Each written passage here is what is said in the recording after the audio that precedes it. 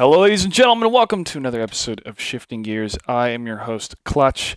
We're so excited to have some amazing guests here with me this evening. Let's introduce them. First up, I have the one and the only Kennigit. Say hello, Kennigit. Oh, I thought you were going to say Sheth. It was a big lead up. I'm doing great, man. It's been like a crazy week trying to do work and trying to do school and trying to play Skyrim and Battlefield and Call of Duty. So there's too many and games. LA Noire, which is really good if you haven't played it. So.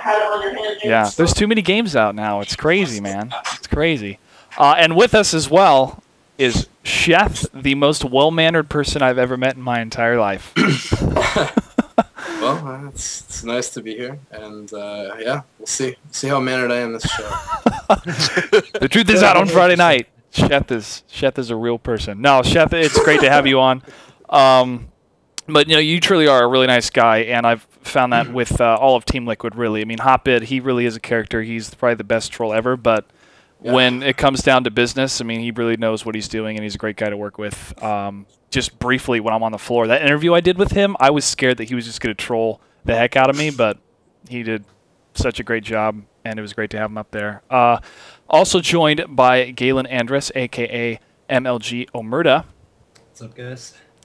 And Wiggin, one of the referees on the StarCraft 2 floor. Hey everyone, thanks for having me again, Josh. It's always a pleasure, my friend. Some people say that you are their favorite ref, but we'll find out. There's a lot of good refs that we have. It's because I'm the only one anyone can remember because of the beard. That's right. It's the beard and the red hair. It's a great combination. Gentlemen, MLG Pro Circuit 2011 has been a fantastic year. We have seen an explosion in StarCraft 2 and in esports in general, not just with MLG, but with other tournament formats across the entire world. And this partnership that we have had with GSL truly has been amazing, with some fantastic talent coming out of the Korean scene and also sending our talent over here in Europe and the United States and other parts of the world into Korea. And the culmination of the entire year is going to be in MLG Providence, which happens next weekend, November 18th through the 20th. We have always respected and used as a wonderful tool Team Liquid, and especially their website. And Team Liquid has been the community home, it seems, for the internet since the days of Brood War, and really now is a headquarter for the community for StarCraft 2. And it's also kind of evolving into other games as well. We've seen it with Dota. With League of Legends, and even with the Diablo 3 beta, people could post that they were streaming. And there's recently has been a website revamp. Kennigit, you are involved with this. What can you tell us about the process and history of Team Liquid and where it is right now as far as a website and also as an entity in itself? Sure. So Team Liquid was started in 2002, right, as originally as a team by Nazgul. And then as, more and more players were starting to go over in that first wave to Korea, he realized that, there was opportunity here for, to have some sort of communication back to the players and the few fans then who had lost touch with a lot of the guys who'd gone overseas. So that's how it started. And then basically from there, a few Korean translators showed up and were able to, watch the streams in Korea, or watch it live on TV and then post news reports just to let everyone know how their favorite players were doing. And it's funny, 10 years later that we're there again, where we've got guys in Korea or guys back home watching streams, letting everybody know here's how your favorite foreigners are doing. Yeah, so I mean, back in the old days, when I say old days, 2005, 6, 7. It was basically, just a lot of us staying up really late at night watching Brood War on really, really bad streams that, were sketchy at best, trying to install crazy Korean broadcasting tools that didn't connect properly and, paying for our own bandwidth on a server to be able to stream to each other and then having to switch IPs when, too many people found out about it and all this stuff. So we've come a long, long way. As, the modern tools like being able to stream, and because the barrier of entry is so low, we're at this stage where we don't need to be creating all the content, but we can, harbor an environment where we reward people for having great content. And that's sort of what we've tried to do. And with all the changes that we're making, we're trying to do them slowly. I mean, obviously, we're pretty conservative with how quick we are to change, because I mean, I wouldn't go as far as to say we've never made mistakes, but when we make decisions, we're usually very, very sure of them, and we don't feel like we're in a position where we can afford to make huge big screw ups to the layout, or we're not going to add a WoW arena new section all of a sudden, right? We want to. Not going to do a Ghost of Gamers? No. So, we want to scale appropriately, right? And we also look at where we think the community is going and where we see interest. So, I mean, with the Dota stuff, we have a League of Legends and a HON forum for the last 8 to 12 months that you couldn't actually link to directly. There was no link on the site. You would have to go up in the address bar and type in the forum number manually, and you would get to it. And even with that, it was still incredibly popular, and people were posting nonstop. And so we're like, oh well, maybe me and Hoppy don't play this game a lot, but there's a lot of people who do. So this is something we can look at supporting a bit. And Diablo is, Diablo, right? I mean, I don't see it becoming an esport myself, but at least now it's, there's a lot of momentum behind it, and people are interested in it. So we want to support that. Basically, our direction now is, I think we've kind of outgrown this old idea we had where everyone was on the same page of what their interests were. Like I used to know who everybody was that posted on Team Liquid at one point, right? And that's just not the case anymore. So there's a lot of different interests people have. There's a My Little Pony thread with like 1,000 pages, and I like grab my face in horror every day and I'm like, TLO, why are you watching this? But people watch it and people like it. So if that's what floats your boat, go for it. Yeah. So I mean, we're looking to create an environment where people can have these interests and have a community around it, and we're going to try and support them through that. Well, it's great, and it with a tool that's so popular, you have so many people that share one thing, be it Brood War or StarCraft 2, and they start to share other things, and they form kind of other groups, right. And it really becomes a go-to place for a lot of the internet, really, that's interested in esports. What was the reasoning or the preparation for the recent website revamp? So we keep pretty good statistics on our users and what they're doing, and basically we realized that this change would negatively affect about 2% of our users as far as them they had like 1024 by 768 resolution, which doesn't really fit the CRT box. Yeah, and sometimes we got to a stage where this percentage got low enough over the years where we're like, okay, we can safely make a change to a larger to a wider form, and incorporate new content, and just create a better experience overall. Yeah, that's the first thing I noticed when I went to the new website. I went, this fits better on a widescreen monitor. Yeah.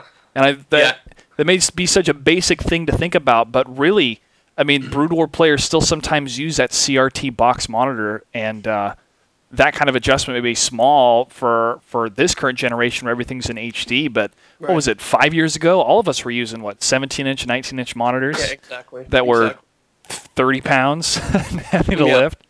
And we, like I said, we try to be really conservative with these types of changes.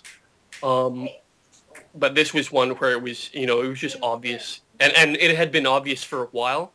But again, it takes us a while to figure out exactly what we want to do and do it right, so that we're not backpedaling and saying, oh, actually this was a bad idea, guys, and switching it back. And with our size as a community and with the scale of our site, it's you can have a lot of communication problems really quickly if you start dancing around, and if you're not sure of yourself, how is your community going to be sure of you? So yeah, so I mean, we're really happy with the changes. I think I saw them maybe a week before, and at first it was a little bit of an adjustment, but within 5 or 6 hours it just felt really, really natural. So yeah, we're really happy with the way it's gone so far and the reception we've got to the changes. It's great. I'm really happy with the website. I think it looks fantastic, and the streaming aspect of it, the streaming section, I believe, is better organized, and it still is the go-to place for a lot of StarCraft 2 news and forum exchange. It's fantastic. With the mobile scene really picking up with apps and with delivering information on the go. I mean, we all have smartphones pretty much. Team Liquid has an app out there. Do you feel that the app is up to par to what you guys want? Are you trying to make any changes to it, or is it more of an afterthought because your main focus is people on PCs? Yeah, honestly, it hasn't been a massive focus so far. It's just been kind of one of those things where this is something we can do, and we'll do it. But obviously our primary focus is the site on a monitor or a laptop. And I mean, we'll see how that changes over the next couple of years or so, because a lot of browsing even now is being done on iPads and on phones. So yeah. I guess I just say we'll see where it goes, and with those sorts of things, we kind of look at our community, and the way we see it now is most people are still viewing the site through their laptop or through their PC. Yeah. Anything else you'd like to mention about the revamped website, or anything coming down the pipeline from Team Liquid? Yeah, not right now. I mean, any sorts of changes we will make in the future will be, we'll kind of scale up, right? So, I mean, the first announcement we did was being able to customize the right sidebar. And once people got that, then we, added the left one in so that people can now, add and remove forums. So, I mean, we have lots of... Yeah. I really like it, actually. Yeah, so do I. Small touch, but it's really, really nice. So, and I mean, that gave people who, there's a lot of guys who still only read the Brood War forum and hate StarCraft 2. And so now they can just remove the entire StarCraft 2 forum if they want, and that's great. And, vice versa, of course. So, yeah, any changes we make are always going to be, I think, pretty conservative. Even, sometimes I have really big ideas for doing an entire massive revamp with a couple of the designers, and Victor or Nazgul looks at us and goes, no, we're not doing that. So we'll see. It'll take us some time to make any more changes, but they'll come slowly, I think. Yeah, well, small and simple things, great things come to pass, and we've seen that with the revamp of the website. All right, Chef. Yep. Your history of video games, my friend. All of us have a history of video games, but it didn't all start with StarCraft. I mean, we grew up in a world without StarCraft. I know it's hard to fathom, ladies and gentlemen, but it did exist for about 12 years of my life before StarCraft came out. What's your history of video games? How did you get into video games? Video games. Well, I think the first thing I had was a Super Nintendo, and I'm pretty sure it's Mario Kart. The Super Nintendo was the first game that I really played a lot. My dad was really into racing games, so we would just play together, basically. He'd always beat me. Eventually, I kind of figured out how to beat him, but, man, Mario, even Battle Royale, which was still fun, but, just some of those tracks, I still remember Rainbow Road being, the most annoying long track ever. Yeah. And then there was, once you got to the 64 version, which we also played a lot, there were all the little cheats you could jump over a ramp, Wario's Castle or something. They all had little specific tricks. Finding those out was really just fun for me. And then I think I played Super Smash Brothers more than I went to school, probably. I played that all the time with friends, neighbors, little parties and get-togethers. Just all the time whenever I go to someone's house, we'd play Smash Brothers. Final Fantasy VII was also a pretty common game that we played. So just those were probably the main ones: Smash Brothers, Mario Kart, and then just Final Fantasy VII probably. Right on. SNES was a great console to have, and I believe it was right after the N64 that PC gaming was starting to get a little bit more mainstream. especially with shooters like Half-Life, and of course we had StarCraft come out. Yeah. What was the transition for you into pro gaming? My transition into PC gaming even was because... Or what? Yeah, Okay, we'll start with PC gaming, and then we'll start with pro gaming after that. So you transition to PC gaming first. Sorry. Okay. No worries. I was just going to say my transition just into PC games in general was because StarCraft was an N64 game. And all my friends just told me it's even better on PC. And I tried that out. We got to play on PC, and that was really also how I got into pro gaming, was just playing against my friends, having them beat me, and being like, that didn't happen. How did that happen? I need to figure out a way to stop that. And then, as you keep going, you play BGH. You played it really just for fun while I grew up, basically.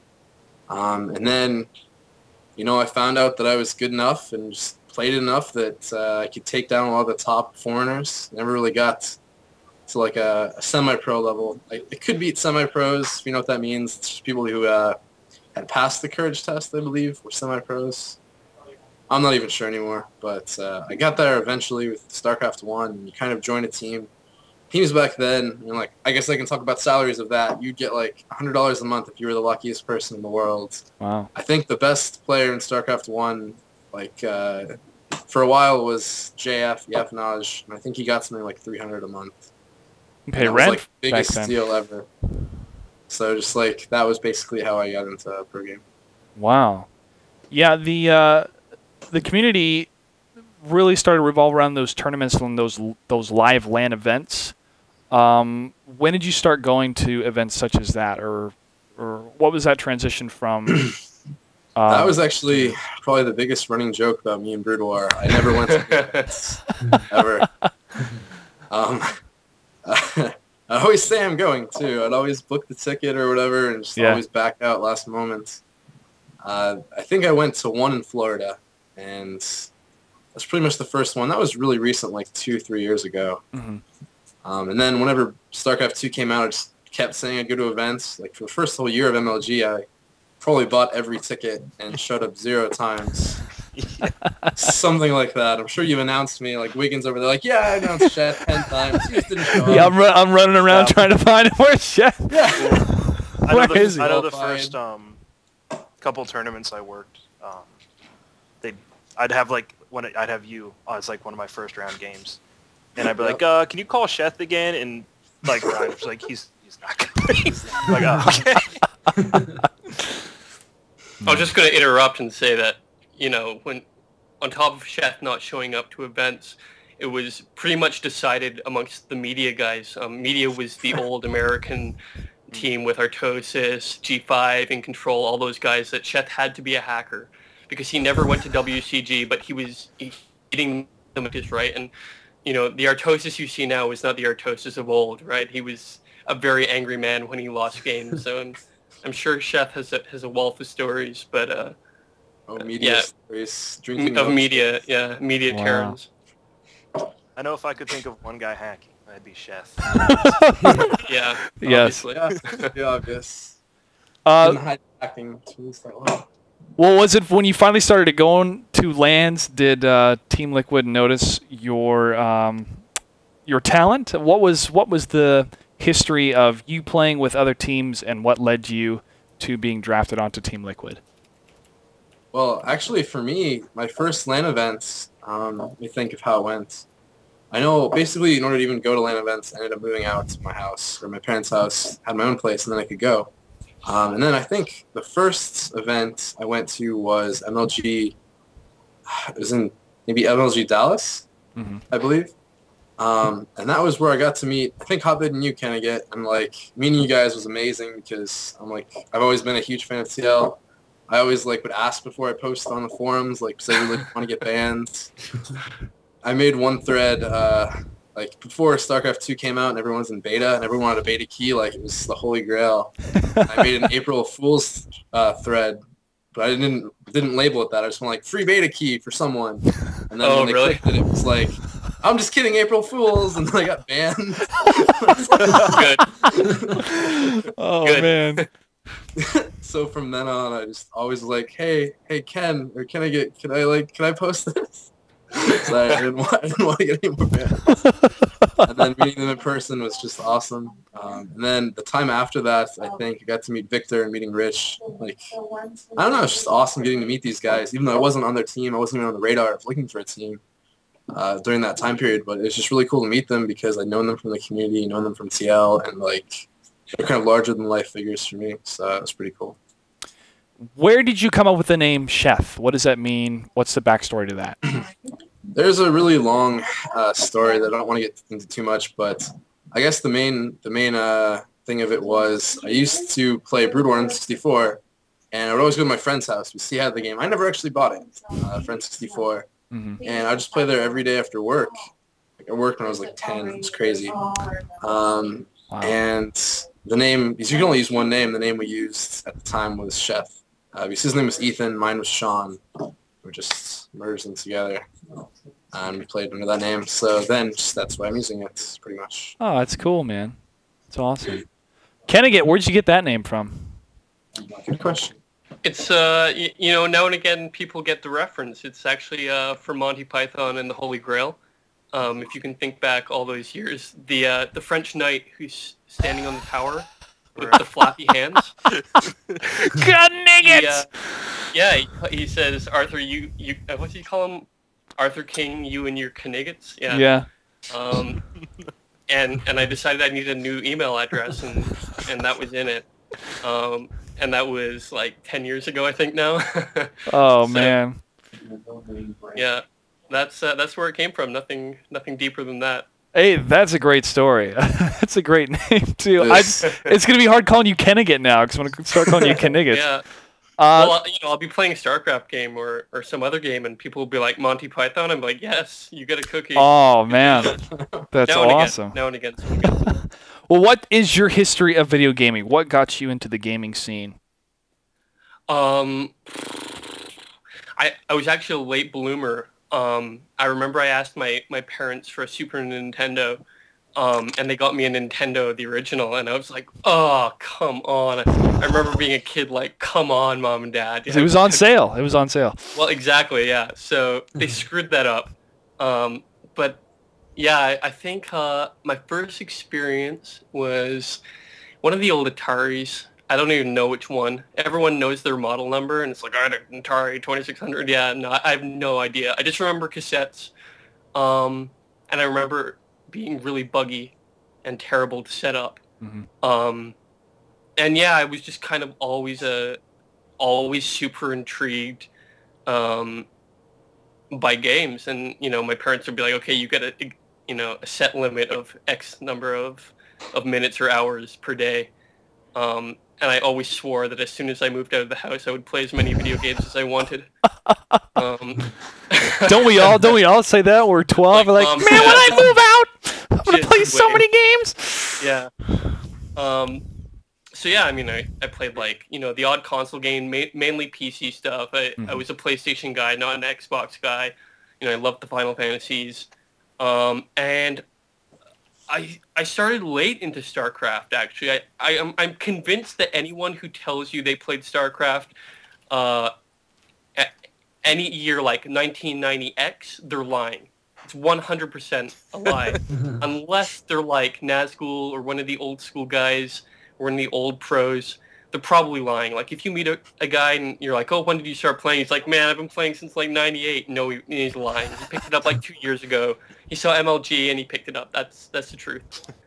So I think I picked Brood War back up in like 2002, 2003, and just like playing single player and cheating. Black Sheep Wall. All your base are belong to us.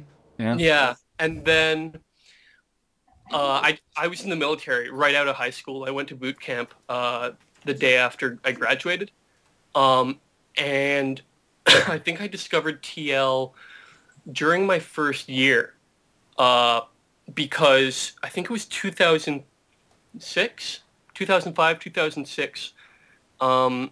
I was checking Blizzard.com, the old one. Remember, it was like pure black with like blue text. Yeah. That site. Yeah. So I was checking that site to see if Diablo 3 had been announced yet, and it hadn't. Oh my gosh. But they had a little link for you could watch these videos of these guys playing StarCraft, and I was like, man, I used to play this game, so sweet.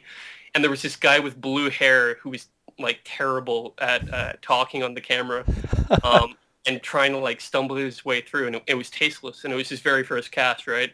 And there was this other guy like producing behind the camera, trying to coax him along, like asking him questions to talk about, and it was DJ Wheat. And I didn't know at the time, right, who these guys were. And to be fair, you know, they didn't have the status they do now. But in the middle of the cast, Tasteless screwed something up. He's like, oh man, all the guys on Team Liquid are going to crucify me for screwing something up. And I was like, well, what's that? And I Googled it and, you know, started getting involved really quick. And kind of the rest is history. So, and these days now recently I haven't had a lot of time to play a lot of games. I watch StarCraft a lot more than I play. Mm-hmm. And that's kind of always been the case. I just get way too angry in 1v1 games. I hate losing, and StarCraft is a game where you lose. So I like watching other people who are far better than me. And I think one of the things with StarCraft and other sports in general is when you have enough background to appreciate the depth of skill and appreciate how much work went into to get that good. That's what makes a sport for me. And that was the case with StarCraft. Was at first having Tasteless explain like, oh, this is why this is so good, and then me going back and playing a little bit and realizing, oh, actually I'm terrible at this game compared to these guys with funky hair and Korean spacesuits. That's what got me hooked. Yeah, that's true. You feel like you're good, and then you do the 1v1s and outside of big game hunters, and you realize, I can build more than one barracks in Brood War or bunker. It was nuts, man. I remember going to LANs, just as a kid, like all-nighters, back when they had LAN in StarCraft with Brood War. And and they'd get pizza and a bunch of treats and whatnot, and we'd play all night long. And I just remember just make carriers. That's all I would do, is make carriers, and that's how we'd win in big game hunters. But it was always a blast, and the evolution of what it's turned into. But then I hear the same stories from a lot of the same guys, dude. They were totally into Final Fantasy. They grew up playing Nintendo, but once it came down to PC gaming, that's where they stayed, because that's where you had that online interaction. I remember using my 56K modem, dialing in to play Brood War and then play Counter-Strike to take a break from Brood War and going back and forth. And then the internet exploded into high bandwidth, and then games became more complex. Yeah. But the history that we have all kind of is threaded together with a lot of the same background, especially in Final Fantasy. I don't think I've met one person in the StarCraft 2 community that has not played the Final Fantasy series. Yeah. So I've never. And I think with guys in their 20s, like our small little demographic in particular, it's like you said, like consoles. There was no online capability for N64 and stuff. So it's like, yeah, you could sit in your room and play N64 by yourself and play GoldenEye with your two friends, or get on the internet. And for those of us who found the internet and found online communities in gaming, it's that's it. That was probably the only time in like gaming history at all where you had this moment where there were so many individual people who only had their small group of friends to play with. Yeah. And they were probably easily like, I'm the best of my friend group. I'm the best at this game. I can take anyone. And they probably had that thought process in their head. And that when the internet went to that sort of thing where you play with anyone, that's probably the only generation where you had so many egotistical like maniacs who are like, I destroyed my friends, I'm the best. And you just best in the neighborhood. All into the internet right then. Yeah. Into StarCraft. And like I don't know, maybe that shaved a lot of things. Yeah. But like that's probably the only time we're ever gonna have that amount of people who think they're the best just all hopping in and being like, no, I guess not. Oh yeah. Oh well. That was back in Mortal Kombat 2 days, man. They were the best Kano. They were the best Sonya. They were the best Scorpion. Well, Kano and Sonya weren't in Mortal Kombat 2 for you lore people out there. We're going to take a quick commercial break. When we come back, we're going to talk a little bit more about Team Liquid and move in to the rest of the show, talk about some patch notes, talk about PC and console gaming, which we mentioned earlier, and kind of what is the mainstream gaming market right now. So stay tuned. This is Shifting Gears.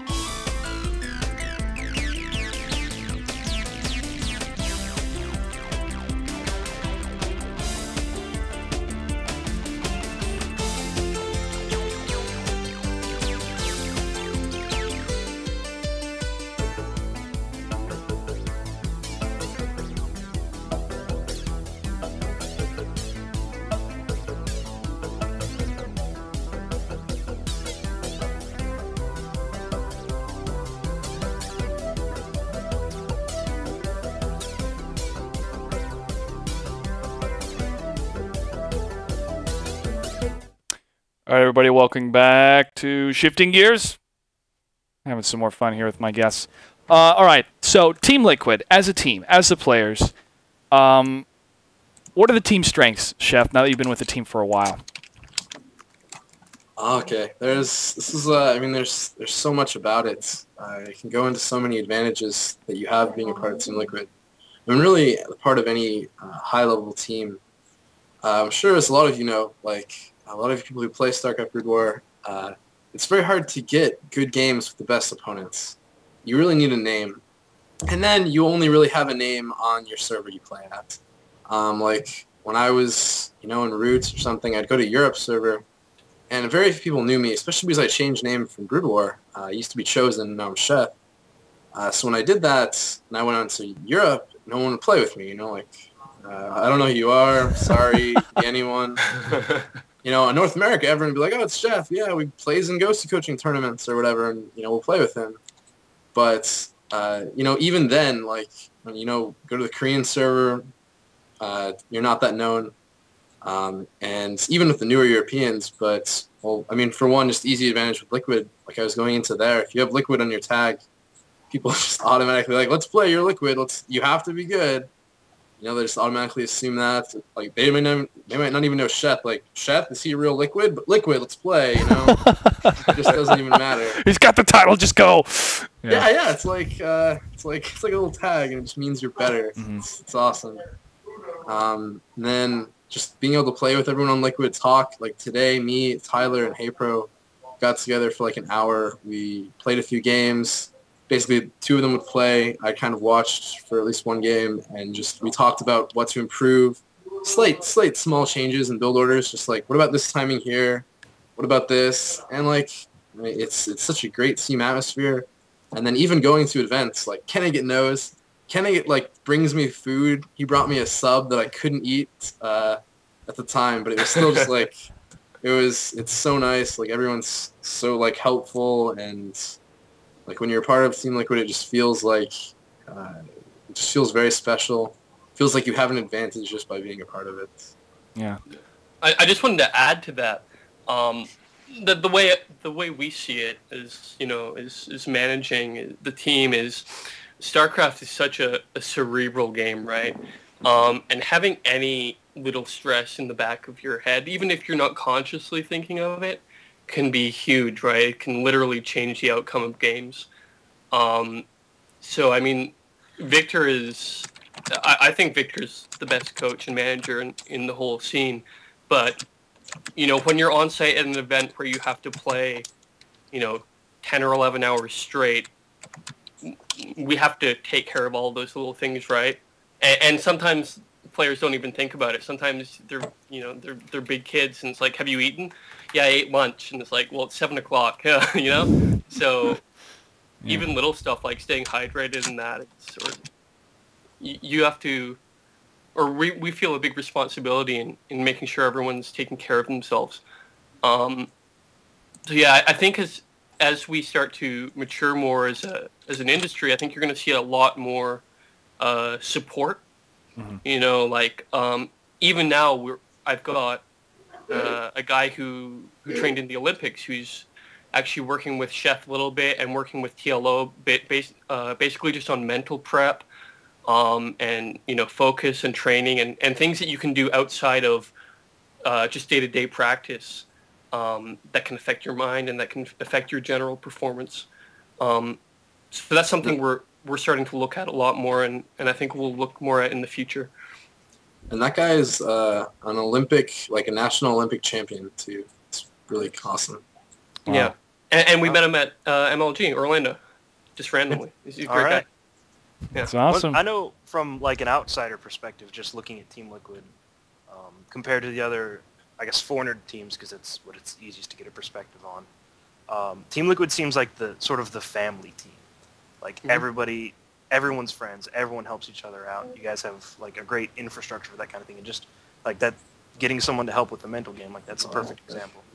If you compare it to like say EG, in at least in my eyes, and I think a lot of people eyes, like if you think of a business team, that's EG.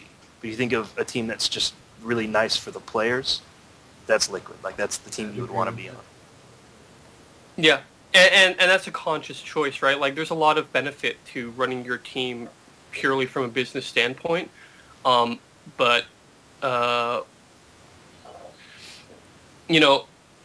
way Victor selects players, he's got a very, very short list of guys that he wants or would want, and I would say probably close to every major acquisition in the last year, Victor's probably thought about or talked to or had some thought on.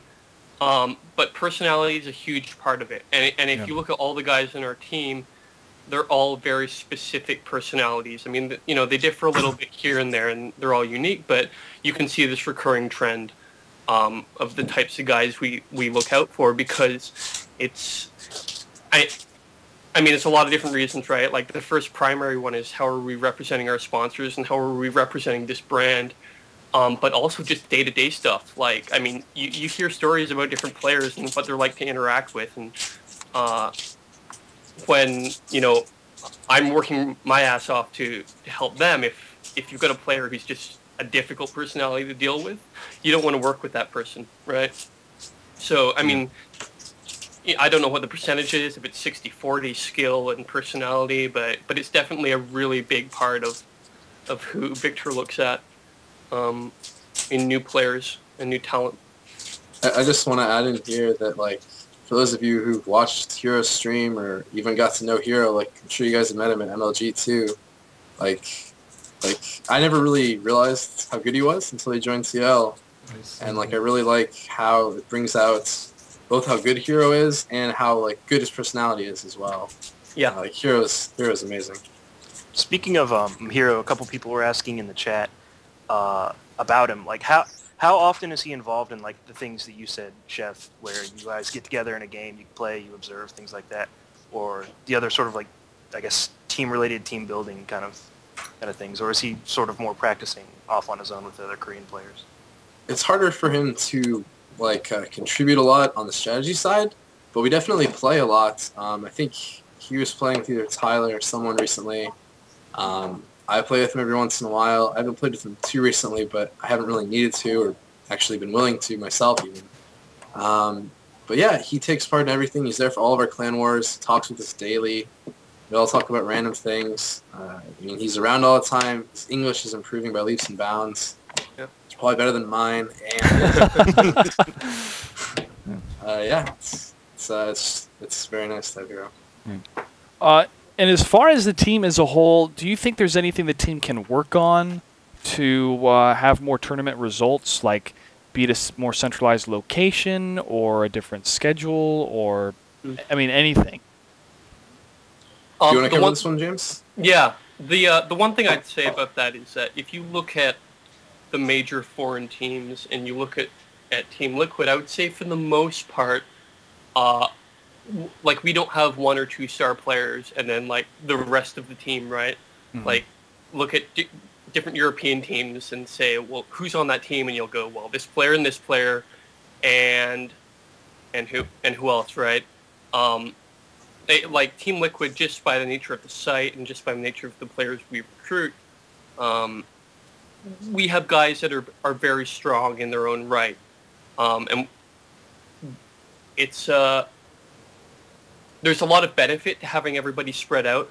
Like it's very easy for us to have representation at European and North American tournaments, just by having guys in Europe and North America, and there's benefit to the team house approach, but I think the ideal situation for every team would be to be in a position where you have a team house or a team training facility and everyone lives around it, right? Like in the local area, and it's like your job, like you go in at 8 or 9 in the morning or whenever, and then you go home at night. And I mean, if they room together or if they live by themselves, whatever, but being in the same place all the time, I mean, if I'm sick and I'm in my room for 2 days, I like lose my mind, right? Yeah. So and living with people too, especially when, I mean, we all love each other, but we also only see each other, maybe once a month at this point with MLG and other events. And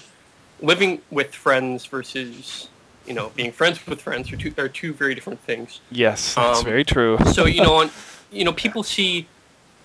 people look at like Korean houses or what EG has done, and they only see the outside, right? And they see the marketing side. Mm-hmm. And it's there's house and these players are good and there are some results, so everything must be good. And for anybody who's had a roommate or has lived with other people, it's not the case, right? Yeah. So, I mean, if all of our players came and said, listen, we all want to move into each other, I'm sure it would happen. But I think the fact of the matter is just everybody, because you're dealing with star personalities, are pretty happy with their independence and their individual lives. And because we're fortunate enough to be able to fly everybody around all over the place, I think that's probably the way it will stay for a while. I mean, we have our partnership with OGS where Jinro and Hero stay. And there's always that opportunity where the other guys can go over when we want or when they want. And I think that's going to be the direction a lot of teams take is, in like an MLG off season, I think you'll see a lot of guys go to Korea and do their 3 months or however many months and then come back and try and win foreign events. Yeah, kind of see it. Yeah, I blame MLG for it. We have to be there all the time. Why would we go to Korea? Yeah, hey, MLG. Us too. I don't have any friends outside of MLG now. That's not true, but well, and also with StarCraft though, it's not like a sport where everybody has to be at the same place in order to practice. I mean, it's definitely the online capability and even the coaching. You have the replays, you have that information exchange over the internet where it's not 100% necessary to be that live interaction. But yeah, I appreciate that you bring up the fact as far as these team houses that even over in Korea it can be pretty small because of the different structuring of the whole landmass over there and how crammed everybody is in those large cities like Seoul. But yeah, there's a difference between being successful and being happy, and if every day you are like you're not at peace at where you live. You're constantly training and being around people that, you're friends with, but you don't get along living with, that's not going to produce happiness and will probably affect your results. We did see Huck win, and he's over in Korea. He's doing a great job, and we saw Idra perform very well, and this is after the EG house has been implemented. So a lot of people brought up, yes, it's because of that EG training regimen in that house. They're all working together. Those results have happened. That's great. That's fantastic for their team. But how happy are the players? I know winning brings lots of happiness and lots of success, but it only goes so far when you're looking at the kitchen sink and your roommate hasn't done his dishes in 3 weeks. You're like, come on, dude, do your part. This is killing esports. Yeah. But yeah, it's a great point. Thanks for bringing that up, Kennigit. I would like to say though, while we're in this team and this is our job, like you have to be willing to sacrifice some happiness, and like that's pretty easy. And if living in a team house did improve your skill at a cost of happiness, it's something I think we'd all do. But I think for most of us, like the cultural norm in like America, in Europe as well, is you live on your own, you live with a roommate, and you practice online. That's what we've been doing for the longest time. In Korea, it's always been different because, like you said, the population. So while we're seeing advances in the Korean side of things, obviously they're destroying everything. I don't know if it's fair to equate like us with them in the fact that like if you take a foreigner, throw them in that setting, maybe they're not going to adapt as well. Like you said, maybe they won't play as well because they're not as happy. Mm-hmm. But like it's something that once you try, I suppose then you can know for yourself. That goes to dedication. There's if they're dedicated and they're willing to make sacrifices, then those results are going to happen. That's completely that's a true. Big part of it. Yeah. And like you got to have a lot of respect for those people who do go to Korea and just stay there for however long in those settings. And if that improves their play, then that's great. That's why you're in this as a professional, and it's very respectable. Yeah, that's true. I think the point I was trying to make was, if we just make a house and everybody moves together, then our skill will grow instantaneously. Yeah. Like, it's not going to happen. It takes that dedication. There's an obvious benefit to having a team house, but it's fueled. The results are fueled by the dedication of the players. It's not just this magic wand of having a team house and then the skill comes out of nowhere. So, but that is very true, Sheth. I mean, with any pro athlete, you have to sacrifice some happiness. You have to sacrifice some good things in life to have the best things in life. And the best things in life for pro gamers is definitely those championship titles or placing very well in tournaments. So it's a great point to make, my friend. Thank you for making that correction for me as well. I didn't want to say that dishes were more important than winning MLG tournaments.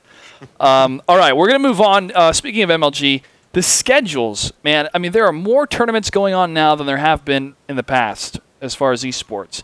And the travel time for these tournaments for these different players is pretty tough sometimes. Sheth, being a pro player, does travel get in the way of other things you want to do in life or even you're practicing? I mean, what's going on with your schedule right now? For sure. It's kind of a weird situation right now. A lot of my friends are getting married. I know to go to, I think, MLG Orlando, I think I missed a friend's wedding. And I think to go to another tournament within like 2 months, I'm missing another friend's wedding. So, I mean, there are huge events in my friend's life that I'm missing. There are just times like last month, I traveled for 4 weeks in a row. This coming month, I'm traveling again for a lot of weeks in a row. Wow. And it's hard when you're gone from home for like 2 weeks in a row. You miss a lot, no matter like even if you Skype with your friends at home, it's still you're missing so much of that. And again, that's just part of the sacrifice. Where you want to be happy, and you really need to be happy to play well. Like getting to see Huck with his dad at MLG Orlando was awesome. Like you could tell they were happy, and like I don't know, things like that are great. Like you have to find a way to balance your social life with always traveling, and there is a way to do it. It's just it's difficult. Yeah, even us for MLG, like we're not traveling as much as you guys, but still, there's some things I have to opt out of on the acting side because I'm involved with MLG. But it's totally worth it. Like I love MLG. I love working with you guys. I love seeing the pro players and watching these amazing games. But it's really getting kind of nuts, not just with MLG, but all the other tournaments going on just in the United States, let alone Europe. I mean, DreamHack's coming up pretty soon. The GSL is firing off tournaments every month. And I was talking with some other people about this, but should there be a centralized commission to overview tournament scheduling this year? And Galen, Omerta, I want to bring this up to you, man. It seems that all these tournaments that are happening, there needs to be some sort of centralized governing force maybe, or an Overwatch or something to make sure these tournaments are properly scheduled throughout the year. Is that something that's viable or something we don't need? I don't think so, man. It sounds like you're kind of suggesting a North American KESPA, and I'm kind of happy we don't have something like that. Yeah. I like to see all these tournaments operating independently, and honestly, a lot of them tend to work together. Like MLG and other organizations will schedule tournaments kind of around each other every once in a while if conflicts come up. So, I mean, I like the way that everything's being handled right now in North America, I think. Yeah. Okay. Got to have that ability to have competitiveness too. You know, that's what makes tournaments improve. If That's everyone true. is too friendly and has their schedules worked around each other and things like that, and maybe nobody really improves as much. And real quick, I have to say, Kennigit's webcam has frozen on the face that I think he makes when he bans people on. He looks so disappointed. Just red. It's a great face. I like it. It's very serious. Standard. Chef, And, you're the one who travels the most out of this whole group, I think, along with Kennigit. What do you think? Do you think the scheduling's pretty good so far, or there needs to some sort of force to step in? Well, I think the scheduling is fine. I think it's... I don't really know. I'm still kind of split on the idea whether there should be less big tournaments and just like more, or less small tournaments and more bigger tournaments, or maybe just small tournaments and then singular large ones. Because I know with CL, a lot of the players, even with other tournaments as well, we're having to choose tournaments. Like, it's not a bad thing, but you had to choose between, I think, IPL 3 and IEM New York. Those are both pretty big ones. And then the fact is, like, if you're traveling every week, say, for 2 months, I mean, you're not going to travel every week for 2 months. You're not going to do well. You need practice time. You're not going to get on the road for 2 months. So you basically have to say, well, okay, for this month, I'm not going to go to anything. And then the next month, I can go to everything. But it's a very tough thing to do. And having, like, a regulating body, I don't really think that would help for those problems that much. Okay. It's a good problem to have, I think, in general. Yeah. And I mean... Or is better in this case, I think. Yeah, I mean, this is really where we need to be, and it needs to get bigger. And there needs to be more stuff going on. I think the thing that we're really missing right now is we don't need a governing body, because I mean, maybe you guys do or do not know, but even booking venues for MLG, it's done a year in advance, right? Yep. Oh, yeah. And there's no That's why we way. can't add more chairs. That's why. Yeah, exactly. Yeah. Exactly. The logistics of these sorts of things are ridiculous, right? Even from the small little things we've done, it's months and months and months of work. And talking to another event on top of that, like, it's the last thing you're thinking of, right? And it's not a bad problem to have. I mean, maybe you lose a certain percentage of your viewership if you're a smaller event, but I think what it does is it forces events to be more competitive, right? Yes. And when DreamHack Valencia comes on with 720p or 1080p streams and there's 5 of them, and MLG goes, oh, okay, well, now we're going to put on X number new streams with X number new casters. It's a good thing. And yeah, in general, it's very easy to run a tournament and to do a broadcast. It's relatively easy, right?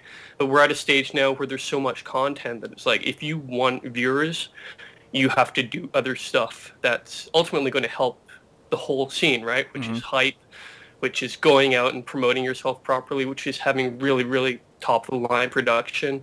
Like, here's an example I'll use. Like, we broadcast all our events on weekends at certain hours, and a lot of people are figuring this out too, because there are certain times to broadcast that work well.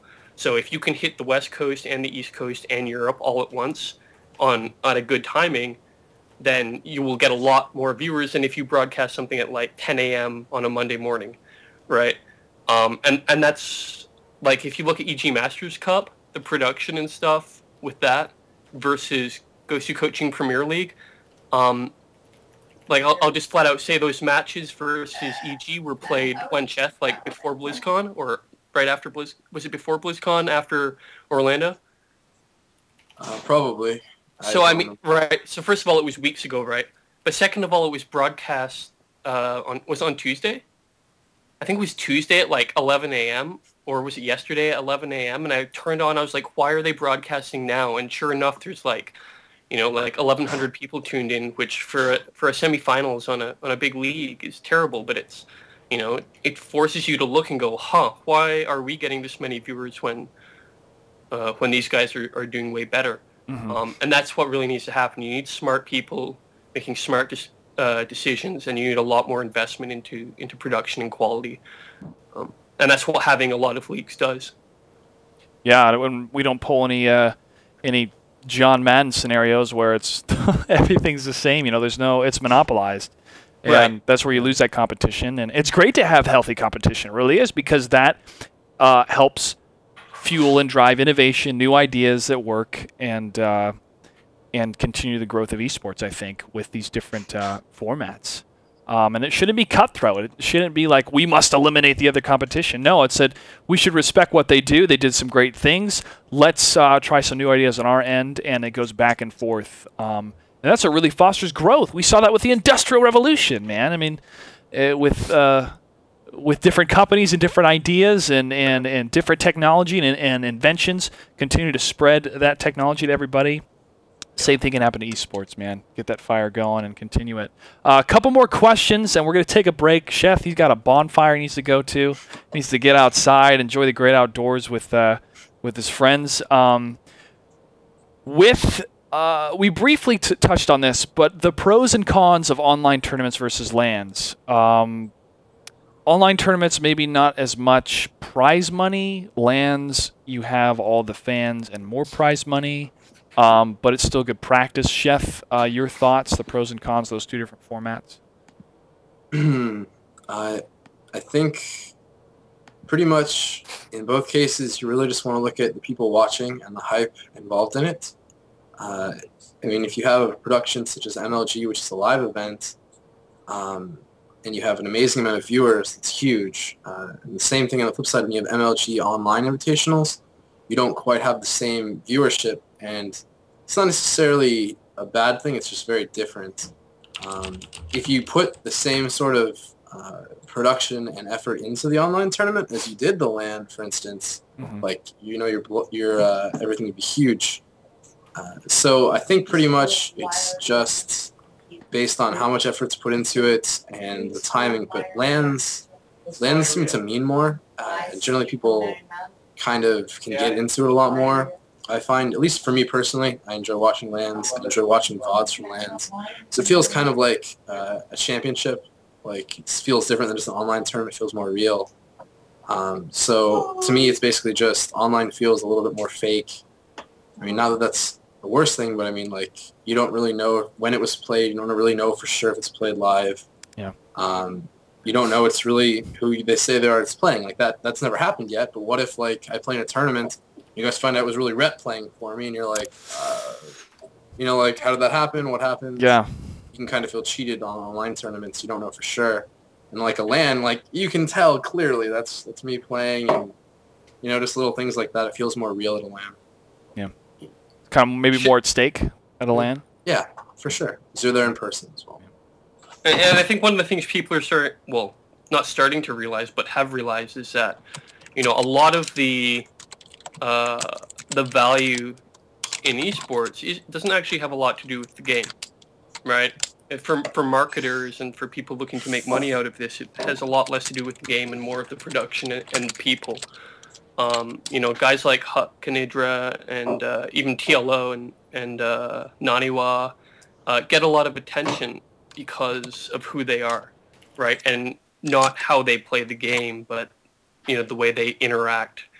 And if it's a character you can align yourself with, then that's where the real value is.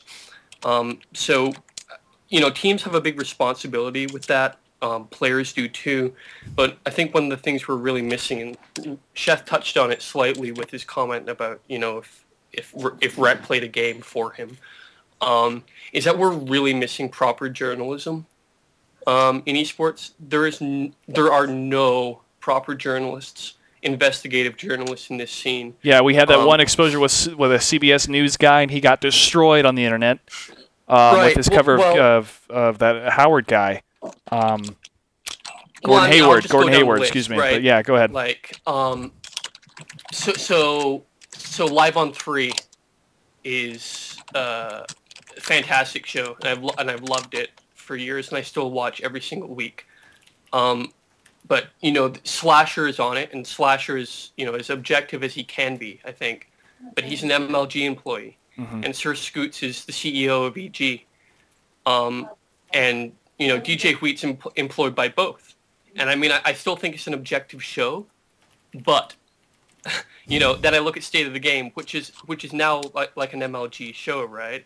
And I mean, even this show is obviously it's on the MLG.tv. Yes. You're not going to come up with a statement like Sundance is an asshole and is doing his job badly, which isn't true. But I would explode. To make that there'd be a missile sent to my apartment. Exactly. You probably wouldn't be doing any more hosting at MLG. No.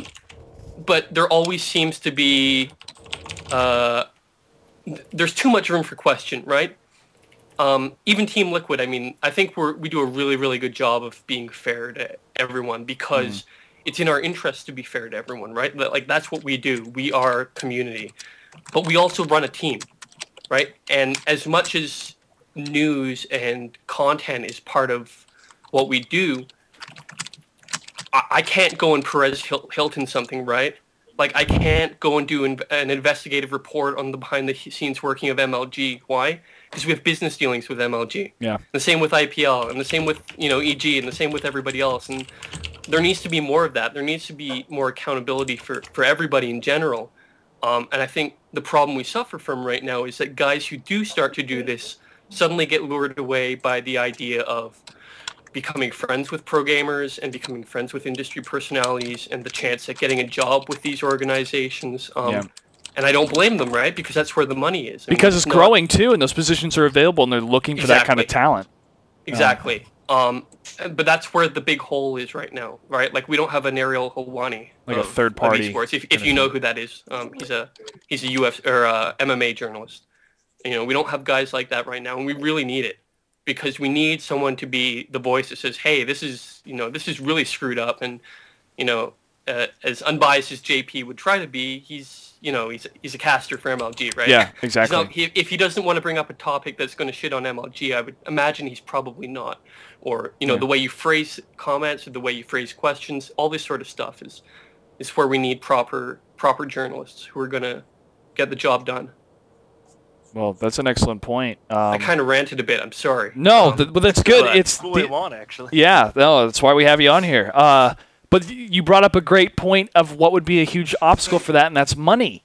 Right. But a lot of us, in the esports realm, the money's not there yet to fully support us. A lot of us have second jobs or whatnot, but people are starting to get those full-time positions where they can have the support they need for their family to live a life totally into esports, which is fantastic. It's a dream come true. You should, if that's your passion, you get paid for it, then you've conquered life more or less. Right.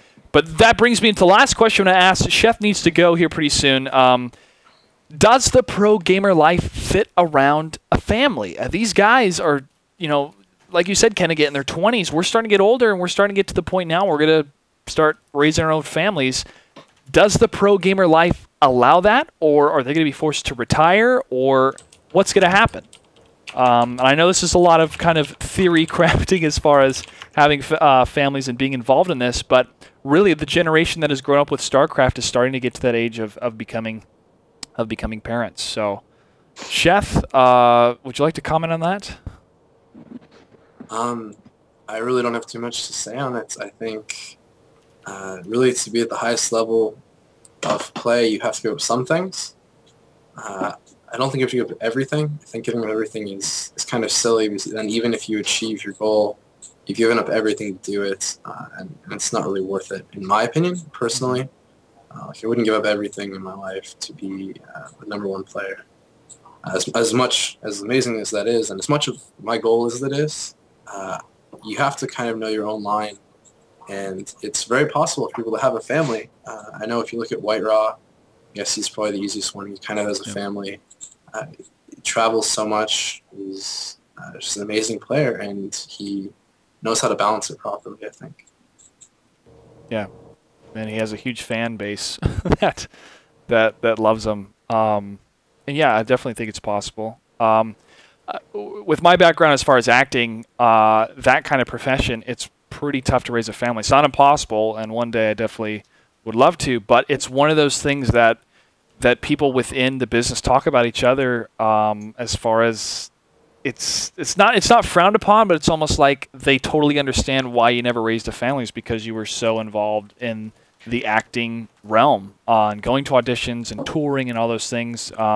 But if you want it in your life and you really want it to make it happen, I believe it can happen. And something that's so important as family should be planned for as far as time. And if your family supports you in what you do as far as pro gaming, then it's definitely possible. But thanks for bringing up White Rod. That was a great example.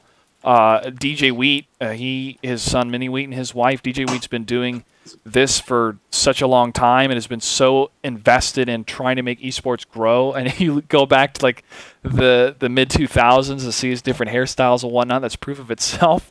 But seeing the position he's in now and the payoff of all of his years of hard work, and that he has been able to raise a family, is just a testament that shows that, yes, somebody involved in esports can live the quote-unquote normal American life. So, Sheth, we need to get you out of here, man. I have friends circling you trying to get to that bonfire. We have more of the show that we're going to discuss with some other topics. But, Sheth, any closing comments from you, my friend? Just thanks very much for having me on the show. This sort of thing is awesome. I feel like this is the sort of thing we need to grow the esports.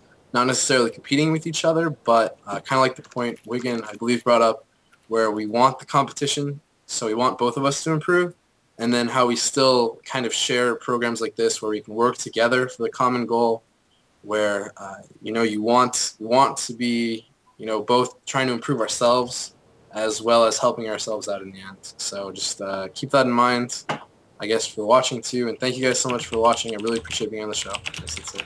All right, Big Chef. thanks as well to Team Liquid and our sponsors, The Lab Factory and Razer. And Twitch.tv. Yes, I got it. Okay. It's only free, Sheth. Come on, man. Well, yeah, congratulations on that sponsorship from Twitch. That is amazing. All right, ladies and gentlemen, mostly gentlemen, we will be taking a short break, and when we come back, more of Shifting Gears. Once again, Chef, thank you so much for being on. Stay tuned.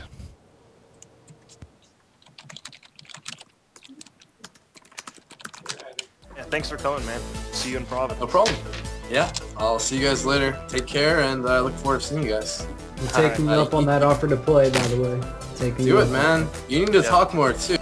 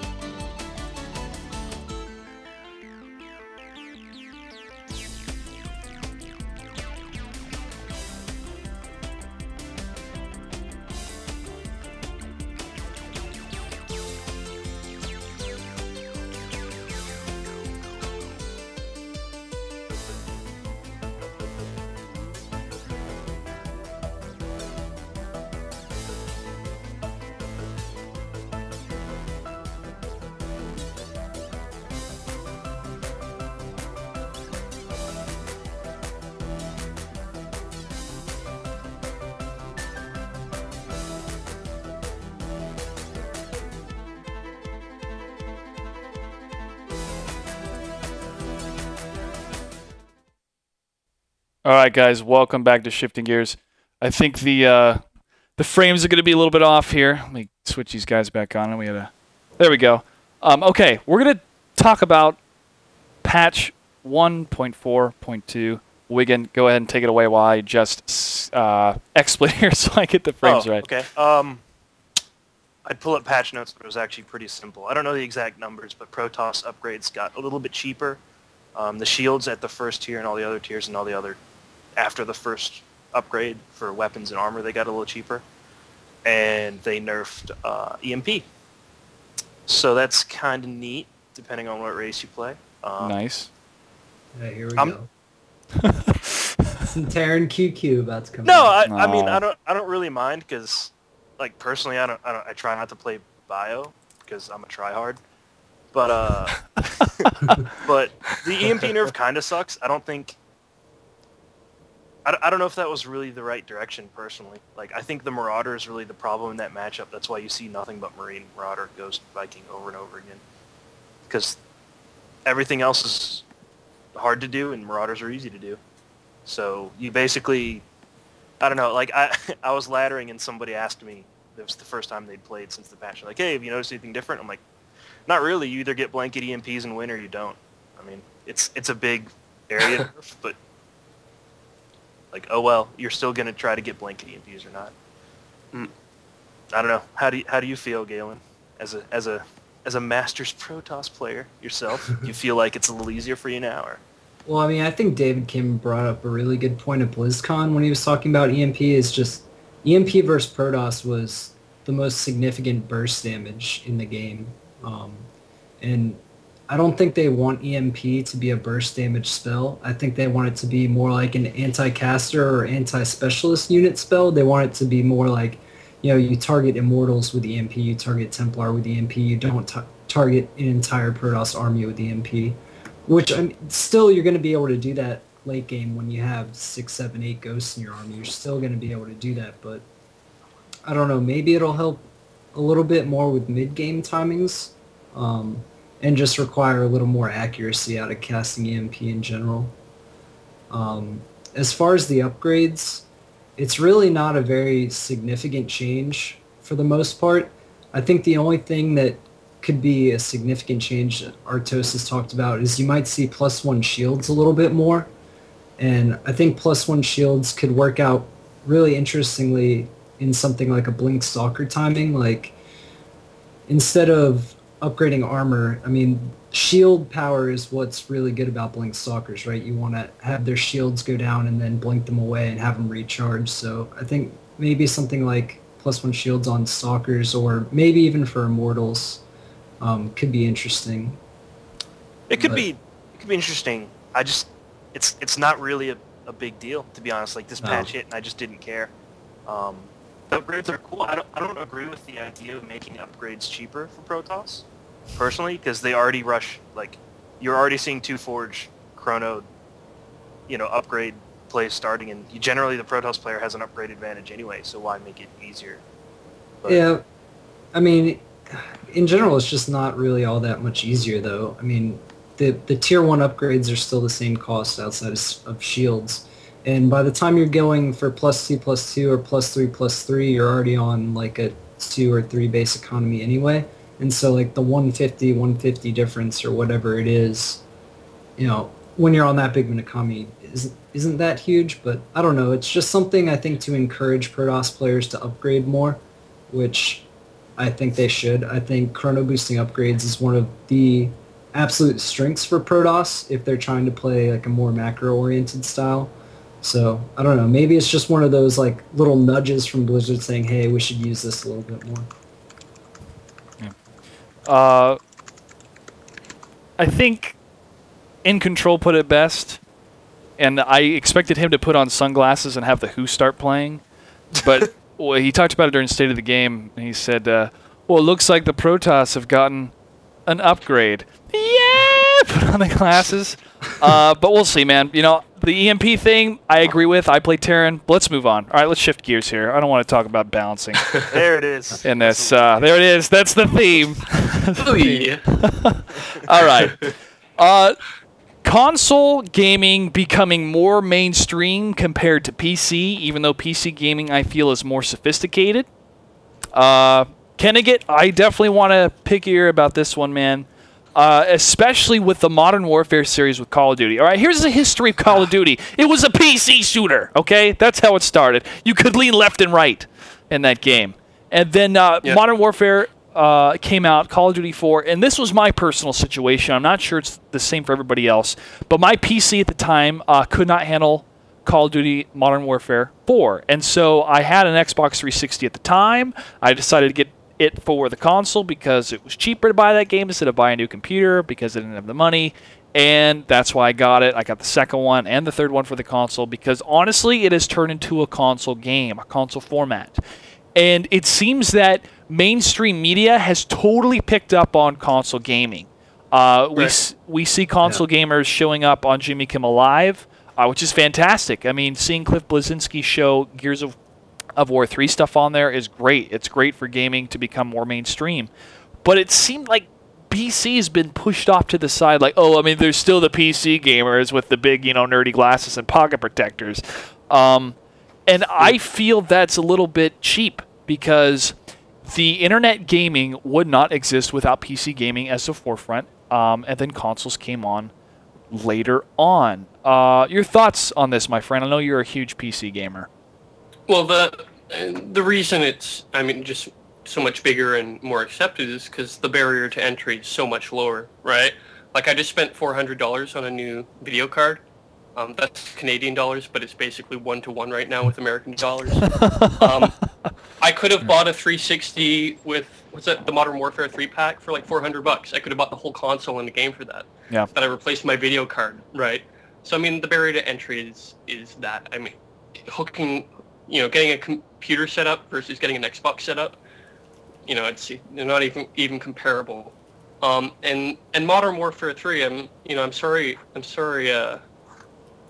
MLG guys, but it's a fan service game, right? It's basically Modern Warfare 2, and like I beat the single player, and I had no intention of playing multiplayer because I played like one day of multiplayer of Black Ops, and I just got really mad at the game. But it's a fan service game, right? It's like, how big and crazy can we make this? And as someone who has friends serving in the military and, did 4 years, I actually find it a bit offensive that this is the kind of the image they portray of, like the idea of a guy with a goatee and a buzz haircut being in special forces, it just, it's laughable, right? And that's why I got really excited with Medal of Honor, is because I thought they were trying to do it right, and they did a pretty good job, but... Yeah, I like Medal of Honor. Yeah. It's like the modern-day Rambo, right? It's what Rambo was in the 80s. It's what, everyone got excited about Arnold Schwarzenegger about when it was like, oh man, this crazy huge bodybuilder. He doesn't speak English well, but he's killing everybody. Well, it's kind of the same effect. Yeah. You compare that to something like StarCraft 2, and it's two completely different worlds. And I think you see that very obviously when you go to MLG. Or even when you go to BlizzCon, you see there's two very distinct crowds. StarCraft guys versus World of Warcraft guys, and what their interests are. Like, you wouldn't catch any of us dead in cosplay unless it was really, really good cosplay. If it was Diablo cosplay, maybe. Yeah, and that's not to say there's anything wrong with it, but it's just like that's not one of our interests. Yeah. My interest is sitting in a chair and watching two guys play video games. And people look at me and they're like, what? Why would you watch guys play video games? I don't get that. Why wouldn't you just play? And so, yeah, basically it's just barrier to entry.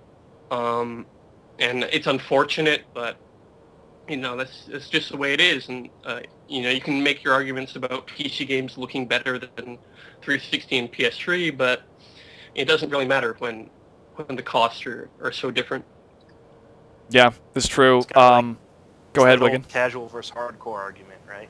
If you just want to pick up a game and play, anyone can pick up a Xbox controller and kill some people in Modern Warfare, man. But not anybody can just jump on StarCraft and pop into Masters League or something like that. Yeah.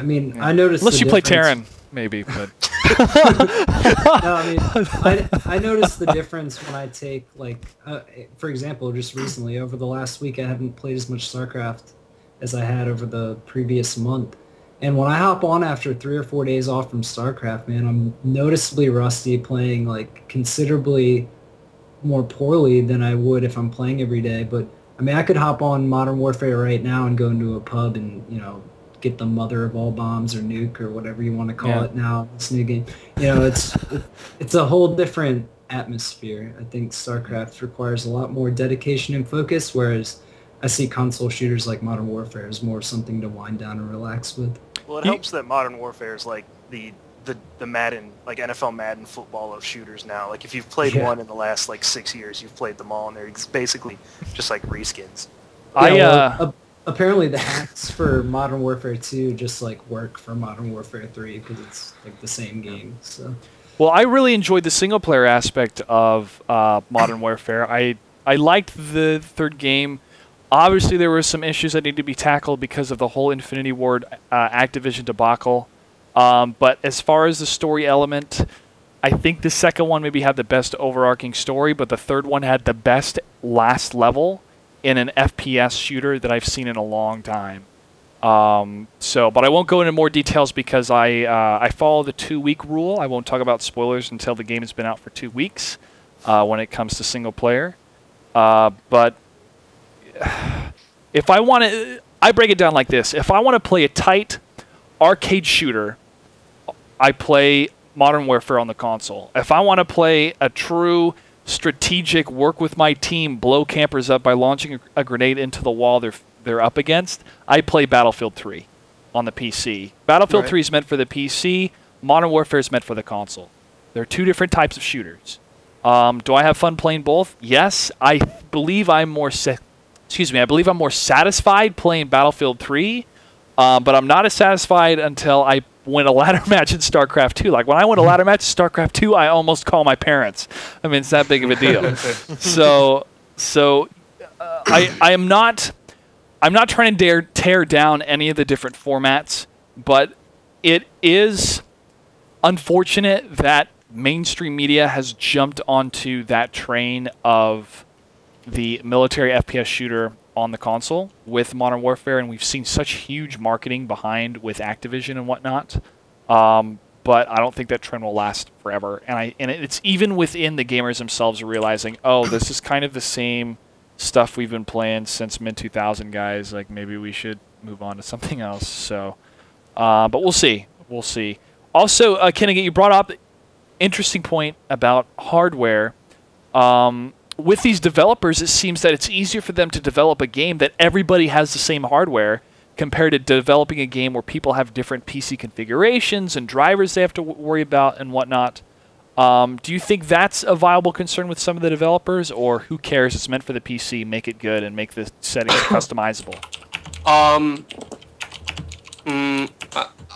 Well, full disclosure, I'm not a game programmer. But me either. But I'm a computer science major. Oh, wow. So my understanding is that developing for PS3 and Xbox at the same time is pretty hard because the architectures are so different, and optimizing for PS3 apparently is horrendous and really annoying. And I've heard just from reading that developing for Xbox is just much easier and the development tools are better. So, I don't know what to really say much more than that. It's, I'm not part of a development team, and I try not to speak on things I don't know too much about. But,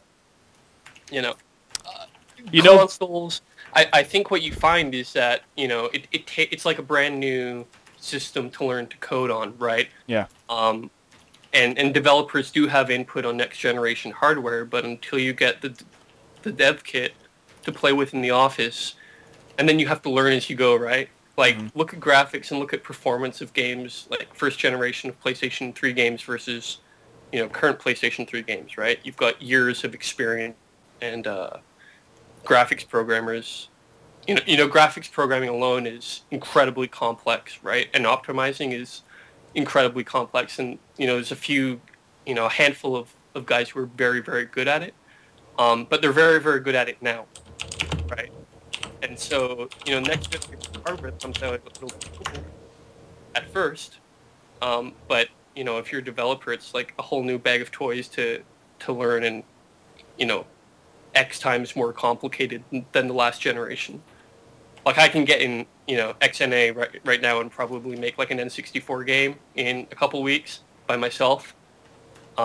Developing a game for PlayStation 3 is vastly more complex.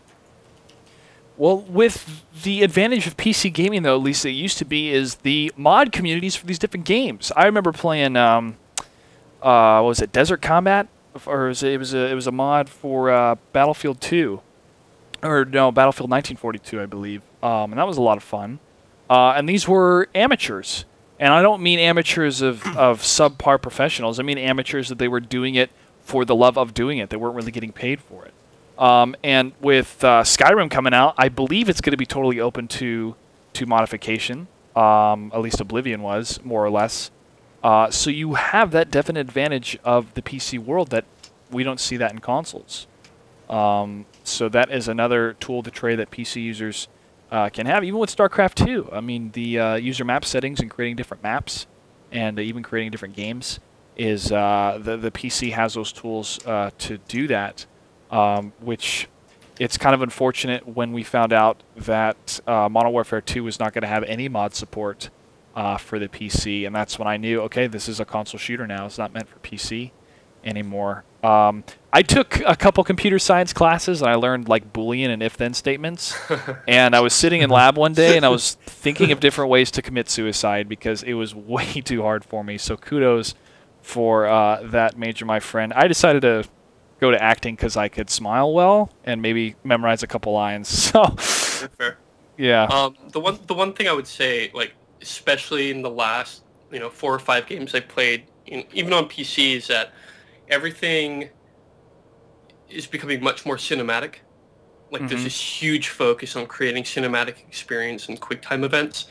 Like spoiler warning, Battlefield 3 single player. Like there's a point in the game where you can actually lose the game if you don't press, I think, E or the spacebar to kill a rat. Like, think of that. Like, that literally changes the outcome of the game, pressing one button to kill a rat. And it's like, if you did that in Skyrim, you would see a rat and it would be like, do I want to kill it? Maybe. And then you just slash at it and kill the rat, right? Or you'd walk off, or you wouldn't be there in the first place. But these on-rail shooters and on-rail cinematic performances are cool, but I'm no longer being shocked, right? Yep. Like the nuke in Modern Warfare 2 was cool, but even the stuff in Modern Warfare 3 was, it was great, but it was exactly what I expected. Yeah. Right. Yeah. And I knew I could pretty much predict the entire storyline. I won't spoil it, but when that helicopter landed, I mean, like at the beginning of the level, I knew what was going on, right? Yeah. And I mean, the endings to Battlefield 3 and Modern Warfare 3 are, like, very, very similar, right? Not by choice, but just by the whole direction of that it's like genre. They're cookie cutter now. They make one huge successful game, and then all the sequels are cookie cuttered after that. But I mean, but that's the thing. It's like they're really good cookies, but if you have like 8 pounds of sugar in a cookie, you don't want to eat too many of them, right? Nope. You feel bad. The one thing with like I was going to say about them too is that like pacing in games used to be like really important, right? Like you would try and have these lulls, and Modern Warfare did it really well, like with the sniper level where you like you crept around, and there was a little bit of that in 3 and Battlefield 3, but for the most part it's like I think I was firing the entire game, right? Unless I was having to follow Soap or follow Price around. Yeah. So it kind of sucks. Yeah, the pacing to a narrative is very important because the same thing over and over again can get very stale. Very stale. But yeah, that nuke that went off in Call of Duty 4 and how the main character you were playing as straight up dies in that nuke. Yeah. Yeah, people are crazy. Like, what? First, you have a nuclear bomb that's gone off, and 2, the main character you've been playing with the, I believe it's the Army Rangers or the Marine Corps, forgive me if I'm wrong, ladies and gentlemen, but it's been a while since I played Modern Warfare 1 or Call of Duty 4 Modern Warfare. But yeah, that was huge, man. People were going nuts about that. It hadn't been done a lot either, right? Yeah. It's pretty rare that I can't remember any other games before that where you're playing and then all of a sudden it's like, oh yeah, you're dead. On to the next guy. It's like, whoa, what? But now it's like, I don't remember which games, but Medal of Honor or Modern Warfare 2 or the 3s, it happens. It's just standard now, and it kind of sucks because you're looking for it to happen because they'll just pull that cutter out of the box. Yeah, that's one of the that's an obstacle that they have in making sequels, is trying to stay fresh with content, story, and characters that are already established. But hey, that takes great writers, so look for them. Yeah, So. but the thing is, like, I don't remember a single character from Battlefield 3 or Modern Warfare 3. Okay, I remember, like, Yuri and, like, Soap and Price. And should I have remembered anybody else? I don't even know. The bad guys. Yeah. Oh, I know Makarov, but Yeah. I don't know the bad guy's name in Battlefield 3. Maybe that's bad writing. But it was like, oh, it's Makarov in Iraq. Yeah, when it went up, spoilers. Well, Yeah. Anyway, but yeah, I felt the single player in Modern Warfare 3 was better than Battlefield 3, but I expected that because Battlefield 3 is not meant for single player; it's meant for multiplayer. Yeah. It was cool to see an actor that's been in all the Transformers movies. I forget his name, but he was one of the guys interrogating the soldier in Battlefield 3. oh, was he? Okay. Yeah, he always plays a military role in like all the films he's been in or TV shows, and so it's cool to see him in that kind of format. Anyways, so I have all 3 consoles. I'm excited for like single player games or single player parts of games on the consoles, and sometimes multiplayer. Like definitely Gears of War 3. I'm excited about both fronts of that game, but I spend more time on the PC, so. I think most of the StarCraft 2 crowd, even though they're involved in other games, definitely spends more of their time playing games on the PC compared to consoles. And the skill base for StarCraft 2, yeah, that's the hardest game I play. It's ridiculous how tough that game is online. Oh, you know what was really nice? I was watching Fox Slasher today, where one of the COD pros was on, and he openly admitted that if they had a battle between like PC shooter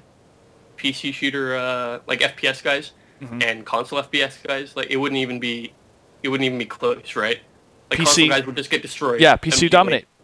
Like, PC would dominate. There used to be this old debate that people would have, like, oh no, if I beat you with my what I call your joysticks and your Xbox 360 controller, no, and like I'm not even good at FPS games, and it wouldn't even be close. So They really wouldn't. I think I in was happy like, that he was open about that. Yeah. there was a couple games where you could do cross-platform like that, and I think they found Shadowrun especially. Yeah, they had to patch Shadowrun it. was So like that, man. basically, they had to nerf PC players. Right? Yeah. They had to like change a bunch of stuff in the engine so you could like actually turn faster and stuff like that. Yep. That's how it is. That Can't pinpoint, have- I that don't- I pinpoint don't always mouse, agree bro. with- hold on, sorry, I don't mean to Sorry. interrupt, but Go ahead.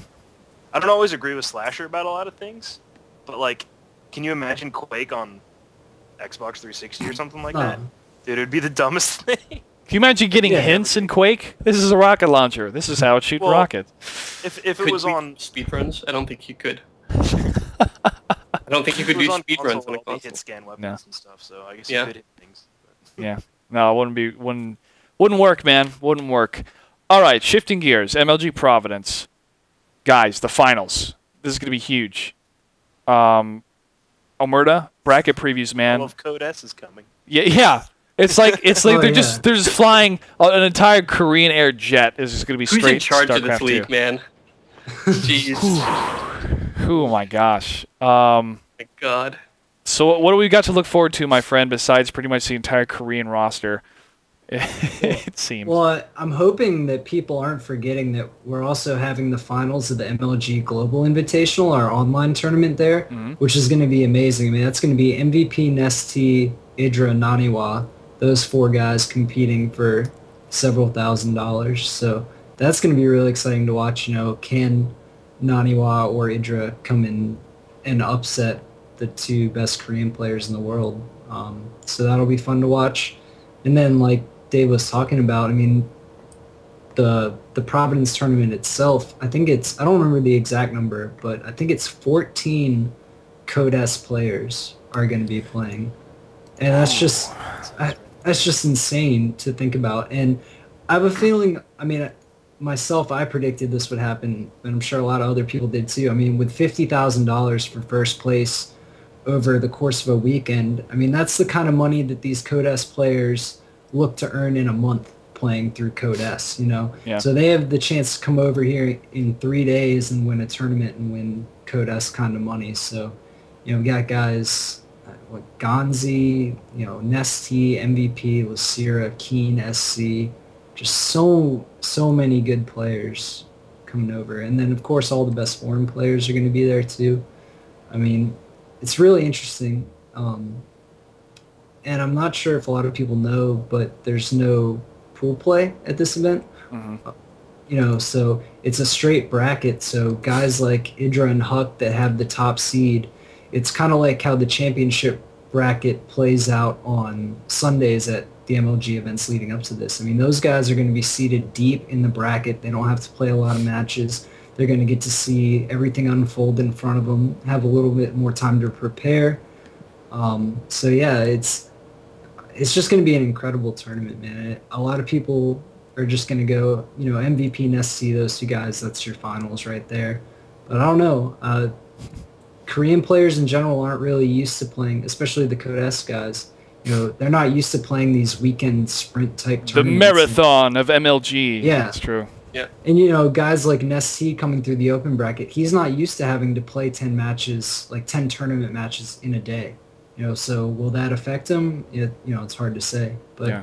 I think Providence is going to be the most interesting and definitely the most deep and talented tournament so far. Yeah, it was a matter of days when the hotels were sold out, man. We're gone. We had to get more hotels to have more of those players. So that was exciting in and of itself. The amount of spectators we're going to have, I don't know what the number's going to be. I've never, it's a lot. That's a great way to put it.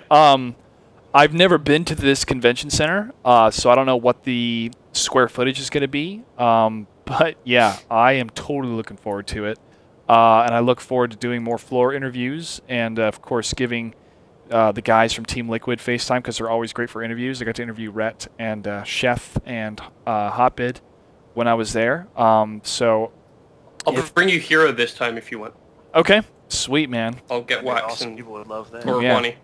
I Yeah. think a lot Go of ahead people and- want that, and it's just been a case of not having translator with us half the time, but Wax will be with us this time, so if you want it, we can do it. Cool, man. Oh, yeah. I'll tell my producer that. And they'll be like, yes, let's do it. So that'll be his reaction. When you're done, Josh, I'm going to kidnap him and make him ladder on my account.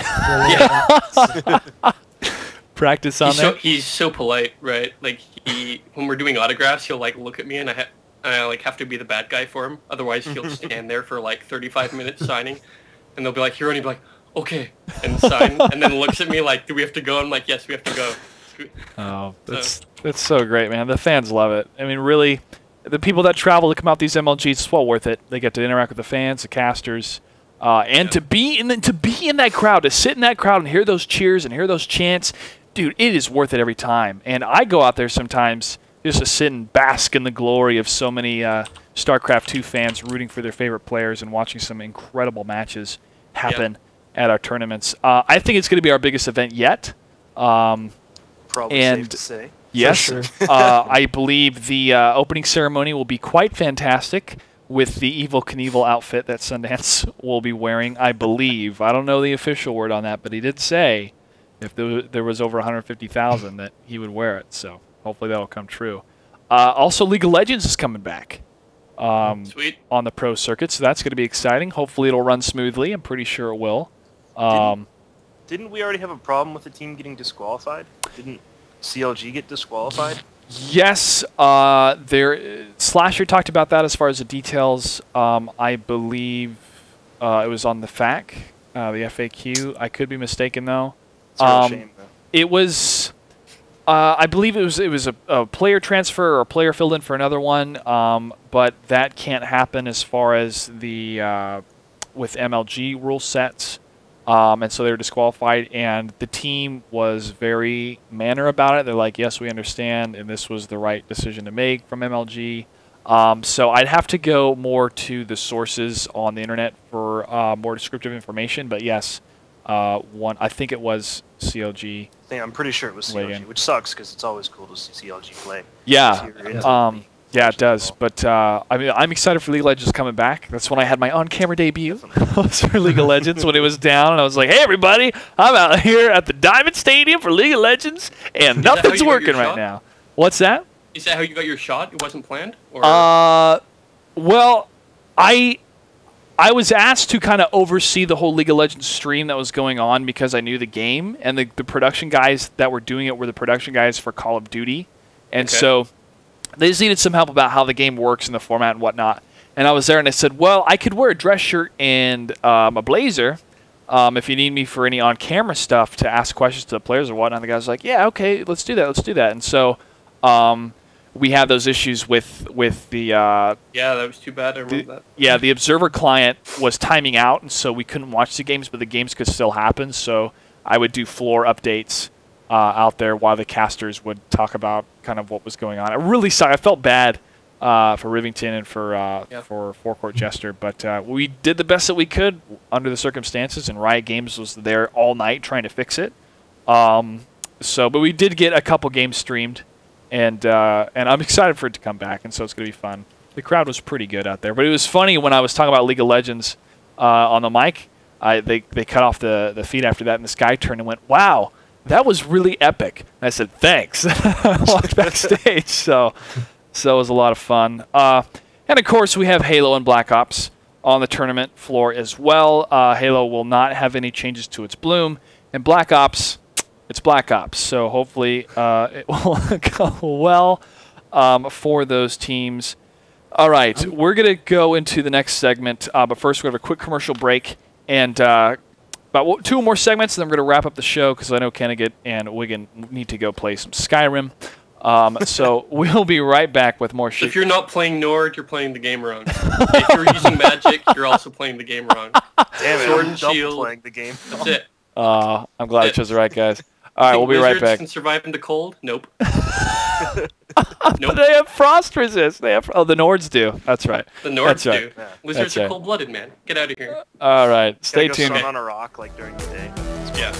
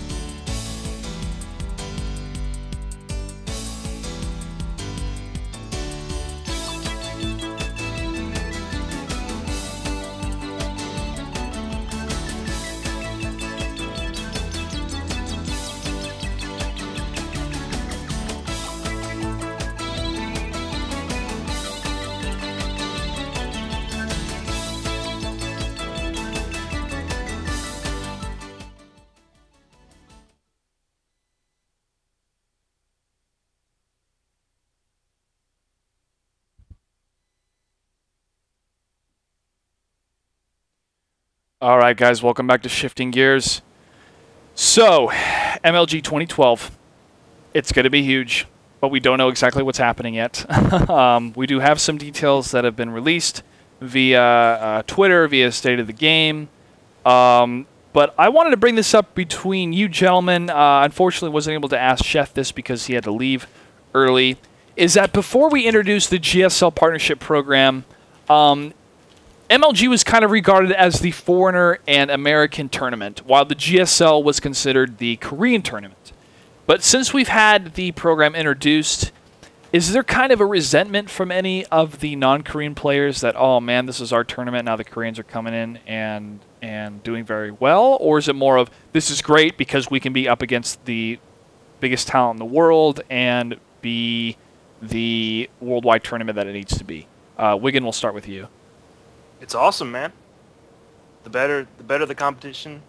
I mean, it's like if you had told me like last year that I'd have a chance to like stand behind Slayer's Boxer and watch him play, I would have called you crazy. It's awesome, man. Get more Koreans, more competition. It's great.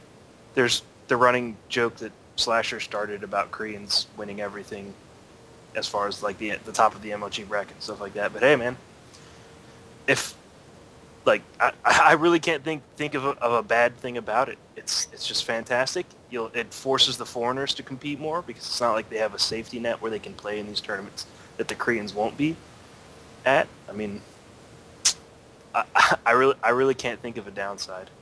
All right. Omerta? Yeah, well, I think at the beginning of MLG's StarCraft 2 run, I think our first like 3 events or so, it was definitely like the North American tournament with a few exceptions like Show and Sock would come over and play. Mm-hmm. And then at the National Championships in Dallas at the end of last year, Jinro came over and kind of ran everybody over. And that's when we saw a lot more Liquid guys like Rhett, I believe, and TLO started coming over. And, this season's just been a whole different animal. I mean, at the start, you had Naniwa, who was like the premier European player at the time, in my opinion, came over and just absolutely destroyed everyone. Went 26-0 into the finals. And Kiwi Kaki was finally able to. At the end ever. Yeah, always lively is Naniwa, but That's my Naniwa impression. And then Columbus, was when MLG GSL started, and since then, I think a lot of even the Korean players have talked about it in interviews. Outside of the GSL, MLG is the premier global tournament right now. I think it's the one that all the Korean players want to win. They've seen the fans, they've seen the reactions. They want to come over here and earn that. They want to see that crowd explode in front of them. They want to be an MLG champion. So I can't really speak to the opinions of how players feel as if they're, kind of bitter at this change, but I think it's good for esports and MLG in general. I mean, just having the better competition, the tournaments are more exciting, we're getting better games, just everything about it's better. Definitely. The crowd reaction to seeing Slayer's Boxer every time is huge.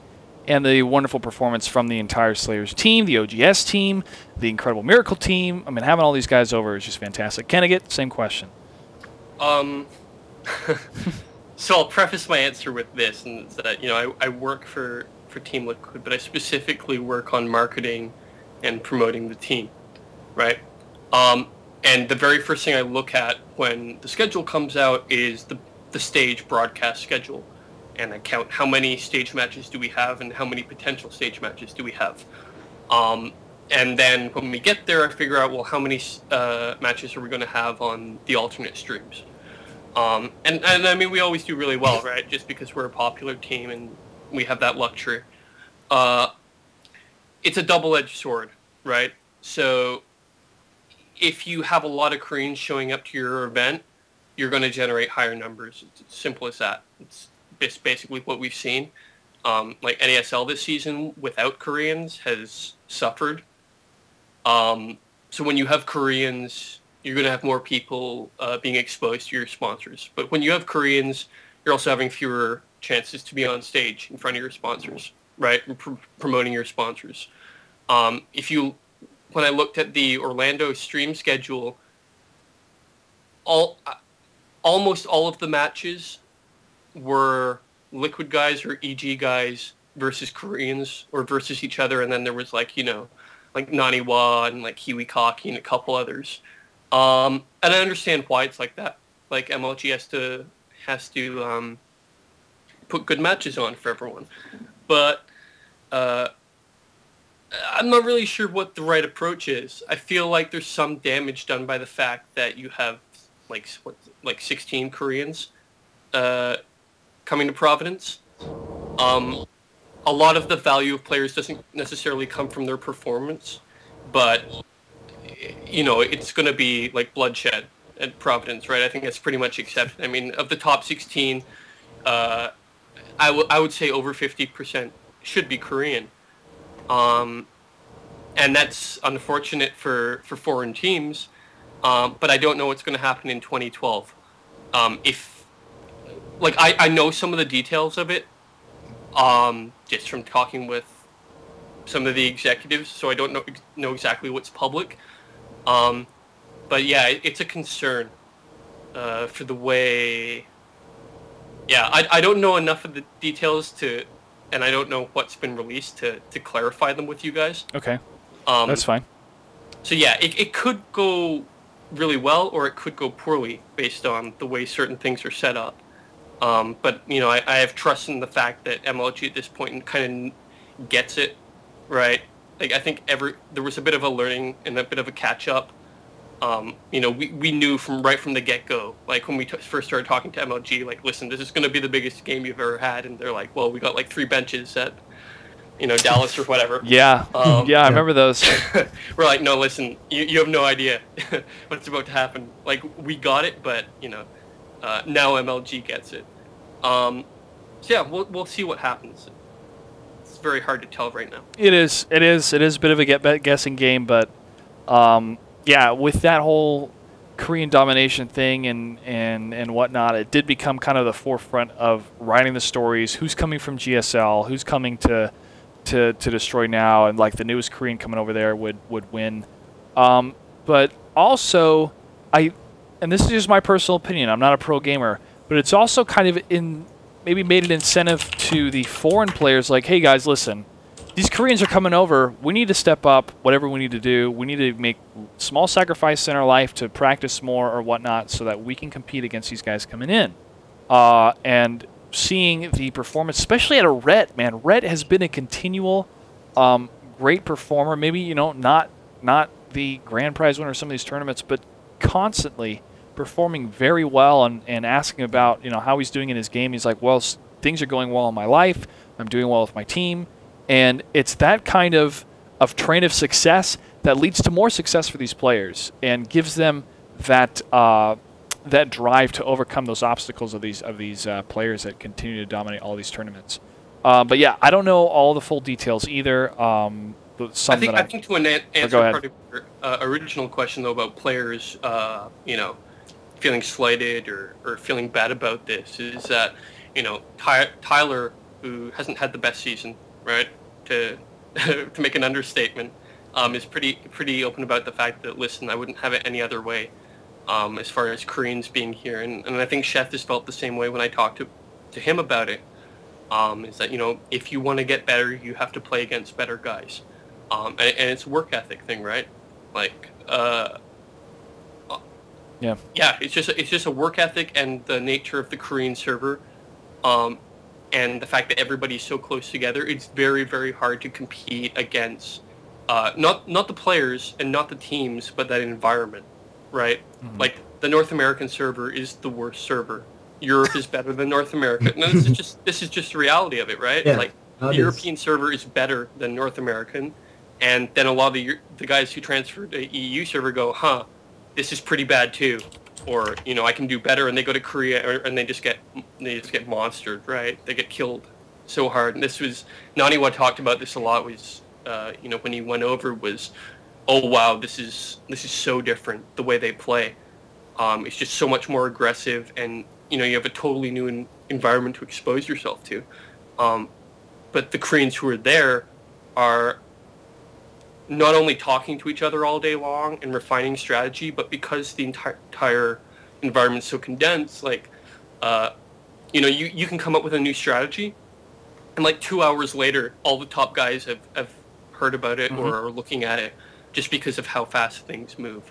And that iteration process is what has, you know, kind of propelled the Koreans ahead a little bit. Yeah, that's pretty much it. Okay. Well, thank you. I've never had any players talk to me and be like, I wish these Koreans weren't here. Like, that's never been the case.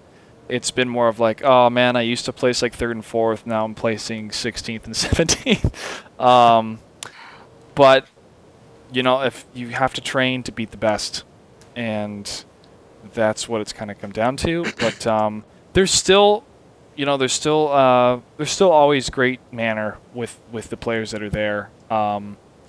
And most of the time. Most of the time. Most of the time. If you need an extra F4 key. All right. Let's talk about what games we'd want to see in the 2012 Pro Circuit. StarCraft's going to stay. It's the biggest game there. Fighting game. I want Mortal Kombat to be in the Pro Circuit. A lot of people want Street Fighter.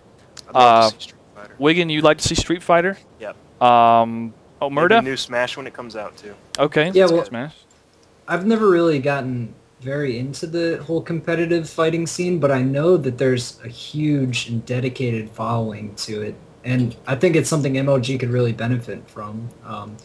Street Fighter has been around forever, and Mortal Kombat's kind of up and coming.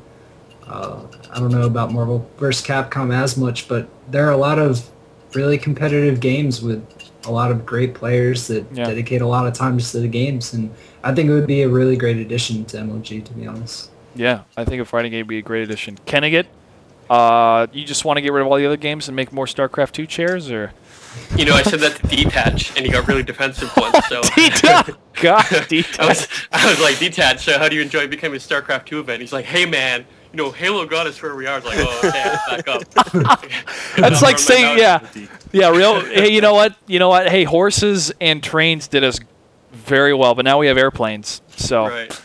Same kind of thing. Tell you about that. Well, no, here's the thing. Like, people argue about the barrier of entry to StarCraft 2. I think it's really low, but like I started introducing it to my girlfriend, and I showed her like one of the games there was one point where I was playing Ret, and she's like, okay, what is happening? And I was like, wait, I don't even know how to begin explaining like what are these little guys doing, and is he making them all move back and forward? Well, no, those guys go back and forward automatically and collect minerals, right? I think the barrier to entry on fighting games is a lot lower. Like the guy's hitting the other guy. Mm-hmm. But I think the problem I have is that I don't know how to appreciate those games. Like I don't play them enough. It's like, oh, that guy hit the other guy a whole bunch. Sweet. And like, I know there's more to it because all the guys who get it are screaming and roaring at how insane this was, but I don't know how to do that, right? And because I'm bad at fighting games, the barrier of entry is low, but I feel like there's this other barrier to truly understand, what makes these pros great, right? Yeah. It's like if you played football or if you played basketball and you shot at a basketball net 500 times and you missed, and then you see an NBA player just like toss it and do nothing but net, you're like, oh wow, that's really good. I don't know where that is on fighting games yet because I just see a lot of explosions and particle effects. Mm-hmm. So. And combos. Combos! Yeah, definitely. Well, that's why I like the Mortal Kombat scene because it's a little bit slower of a fighting game besides all the flashing cartoonish of Street Fighter and Marvel vs. Capcom. Street Fighter's not as bad. Marvel vs. Capcom's like you press 6 buttons and you launch a giant laser beam from the moon and it knocks out the opponent, Mortal Kombat is, I think, tighter. Even though it's a little bit slower paced, you can definitely follow the action more. And but that's my opinion. So as far as fighting games, PC FPS one day, possible.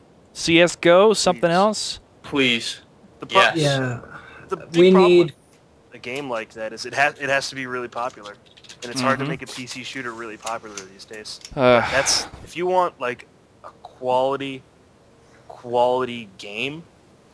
As far as esports potential and skill levels and things like that, a PC shooter, man, that's what you need. Just wait for CS:GO, and then I hope so, man. Yeah, and if anybody says it's go time on this show, you're gone. I got a buddy of mine, Coley. He's one of the tech guys at MLG. He runs the main stage. He does a fantastic job. But he said that one time on Twitter. And like, nope. People were like, I think he was doing it. He's doing it as a joke, but still, if that does make it to esports and a caster says that once, it's gonna implode on itself. So probably not. But Omerta, go ahead. You had something to say? Well, I would love to see Quake Live added to MLG at some point, and/or Counter-Strike 1.6. Quake Live is a game I've never actually played, but from watching IEM StarCraft tournaments, I've watched some Quake Live.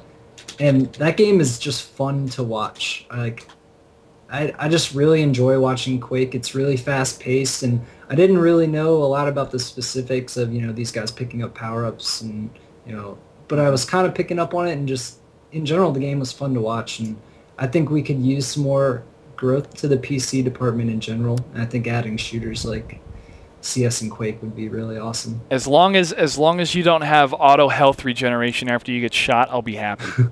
Because that's what shooters have turned into. It's like, oh, you've been blasted by a machine gun in 15 rounds. Don't worry, go hide in the corner. You'll be patched up and good to go in a couple seconds. Wipe that blood off your face. You're good to go. And those are games that are still huge over in Europe, in the tournament scene. And so I think if MLG could set up a nice tournament and put together a decent prize pool, I think we'd get a ton of viewers, and it would be cool to kind of introduce that to the MLG audience that's not really familiar with the game. So, I mean, I would be 100% all for it. I'd really love to see it. Cool. Kennigit, do you have anything more to add? Nope. Alrighty. Okay, let's talk about the format of MLG. This is going to be our last topic for tonight, gentlemen. What can we improve upon at MLG at our live events? I'm going to start this topic off. I guess Kennigit has a whole essay list. That maniacal laughter. I say that the players need a better waiting area.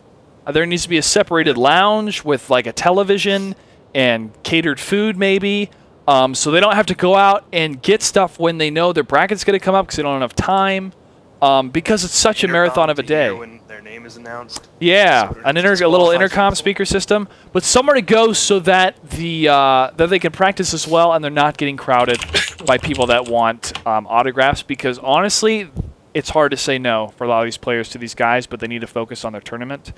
So maybe a better sectioned off area for that. Just my thought. More chairs, which that's fire code regulations, and we're at convention centers now. Is it possible we could be in smaller arenas or even stadiums in the future? Those are my 3 points. Wiggin, let's start off with you. For more to add on to that, or if I agree with you? Yeah, anything. You can disagree, add on, totally trash what I said. Like in an ideal world, like that kind of player area would be amazing. If we could have just thousands upon thousands, heaps of chairs for everyone, that'd be great too. Unfortunately, it just can't happen. I guess specifically to something we could do soon, or without knowing the plans next year. I don't know. Maybe just some different floor formatting, because it gets really hectic just the way we have it organized, with the open bracket player pit area where all the games are playing, and then you have to wade through a crowd just to get to the featured stations. And then if you want to watch games there, it's really difficult for you to see the main screen sometimes, depending on how many people there are. I don't know.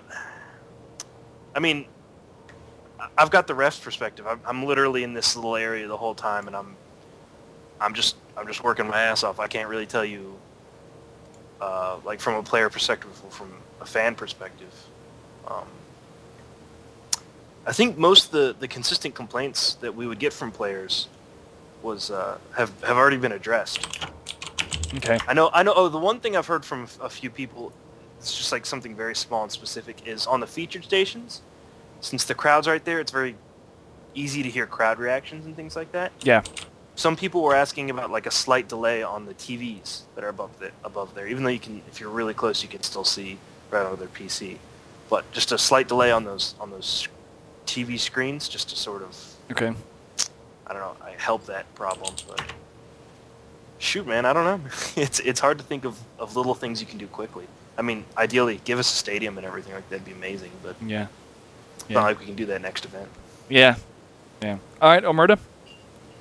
Well, Josh, you were with me at BlizzCon, and I thought that whole pro player area that we had the pleasure to hang out in pretty much all weekend, I mean, that's something I think MLG really needs to do, is have an area for players to get away from the crowd, have food for them, have computers they can use to surf the internet and or check up where they're at in the tournament.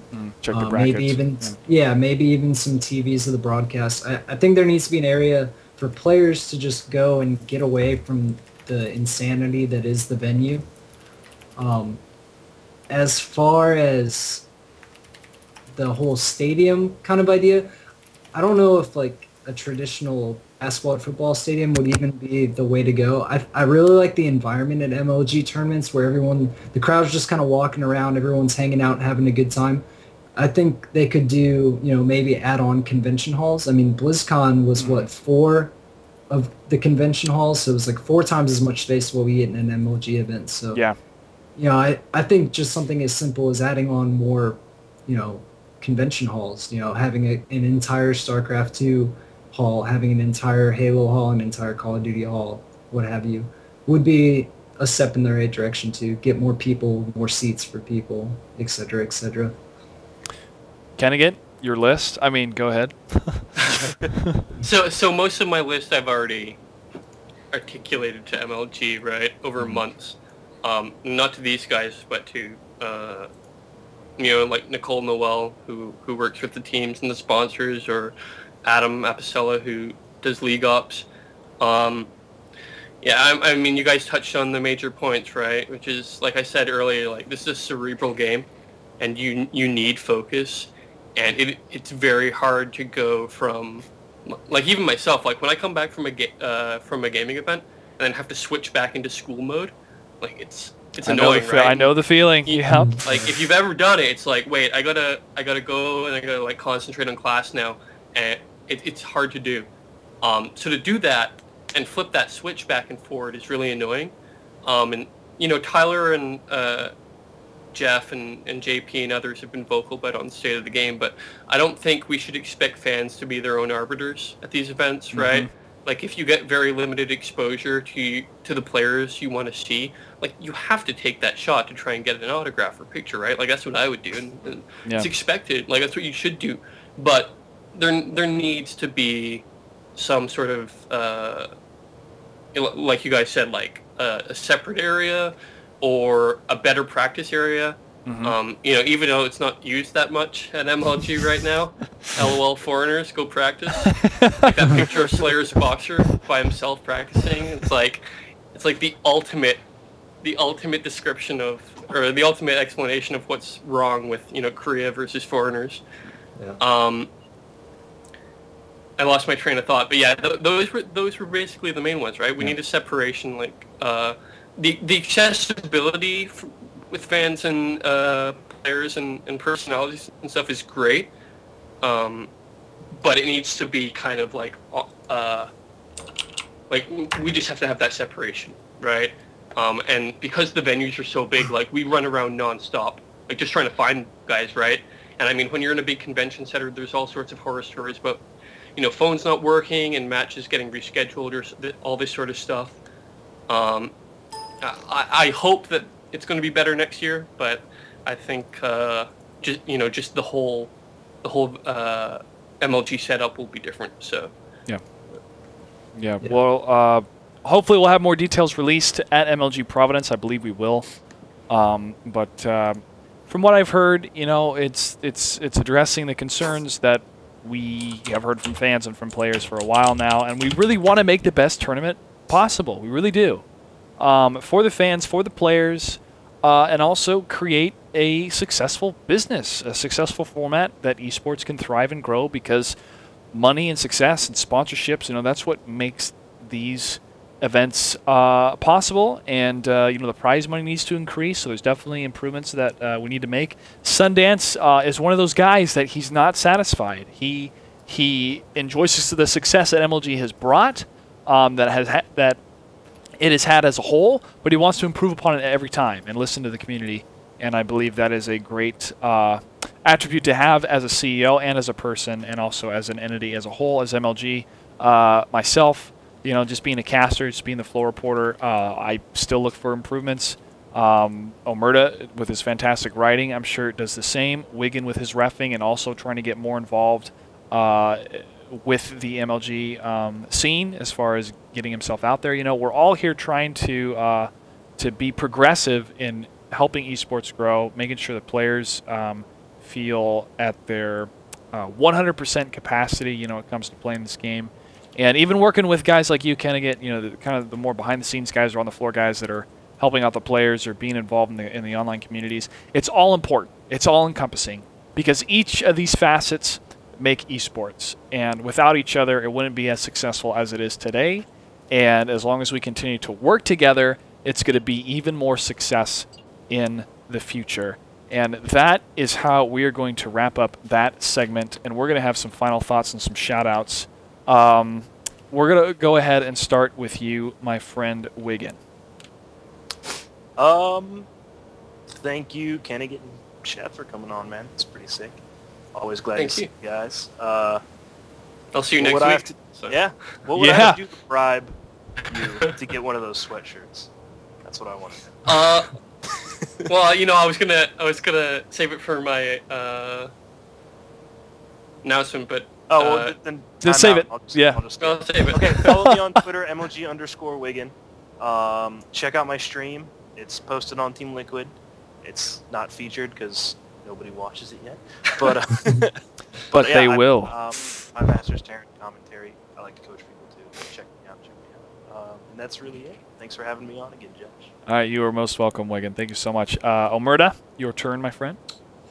Sure. Josh, thanks for having me on again, and Kennigit and Sheth for joining us, of course. Follow me on Twitter at MLG_Omerta.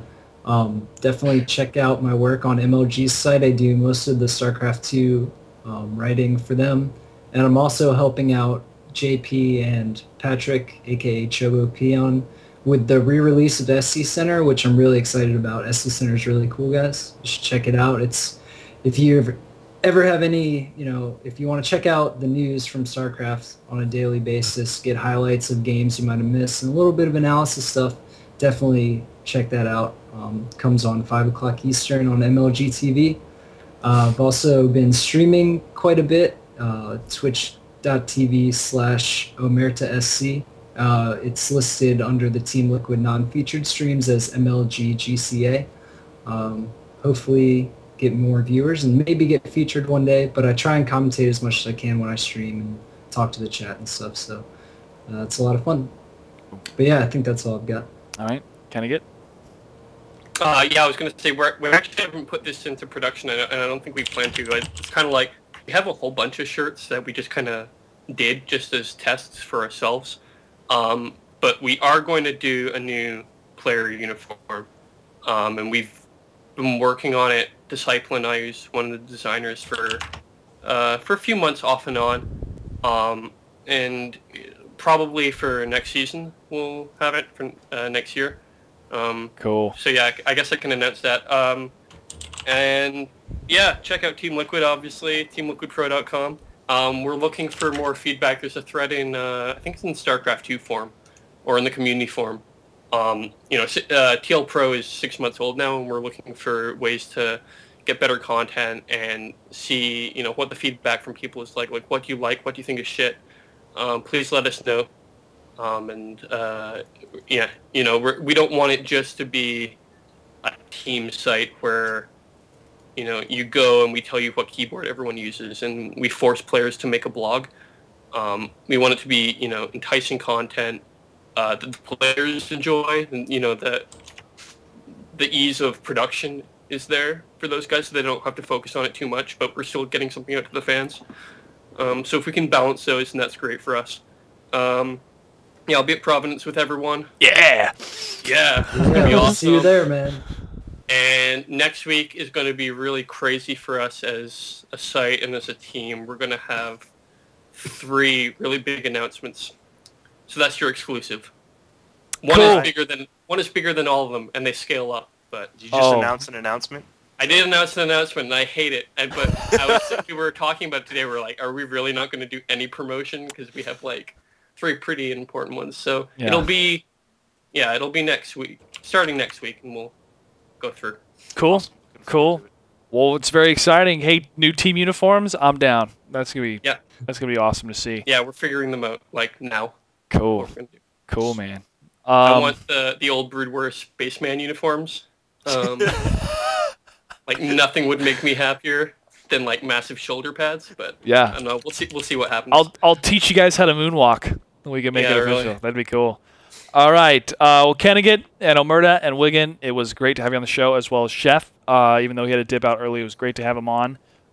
Just echoing what I said before, Team Liquid has always been a cornerstone in the community of not just Brood War, of not just StarCraft 2, but of esports in general. And we were very excited to see the growth of that website, and it really is a hub for streaming as well.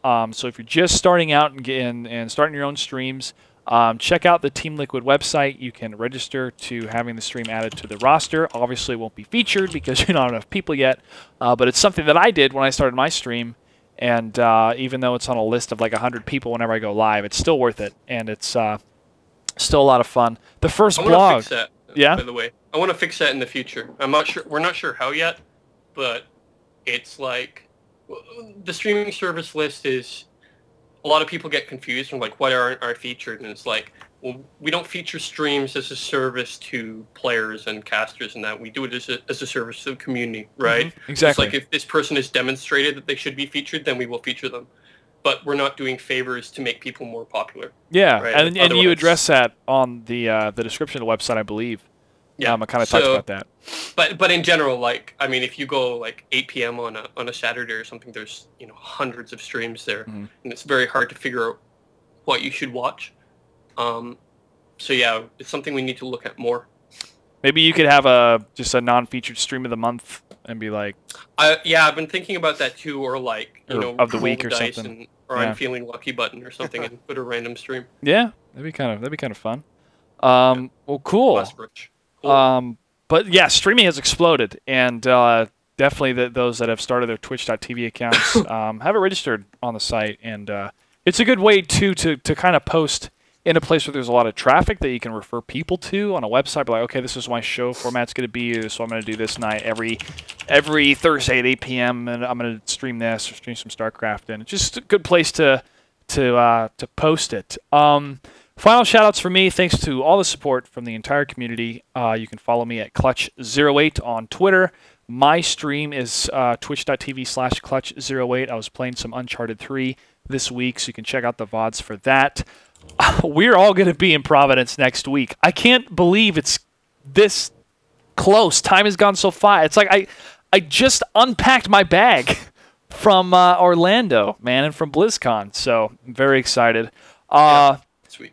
And Blizzard, we're excited to have you watch as well from your different barcrafts. We plan to live up to your comment of MLG being your favorite tournament.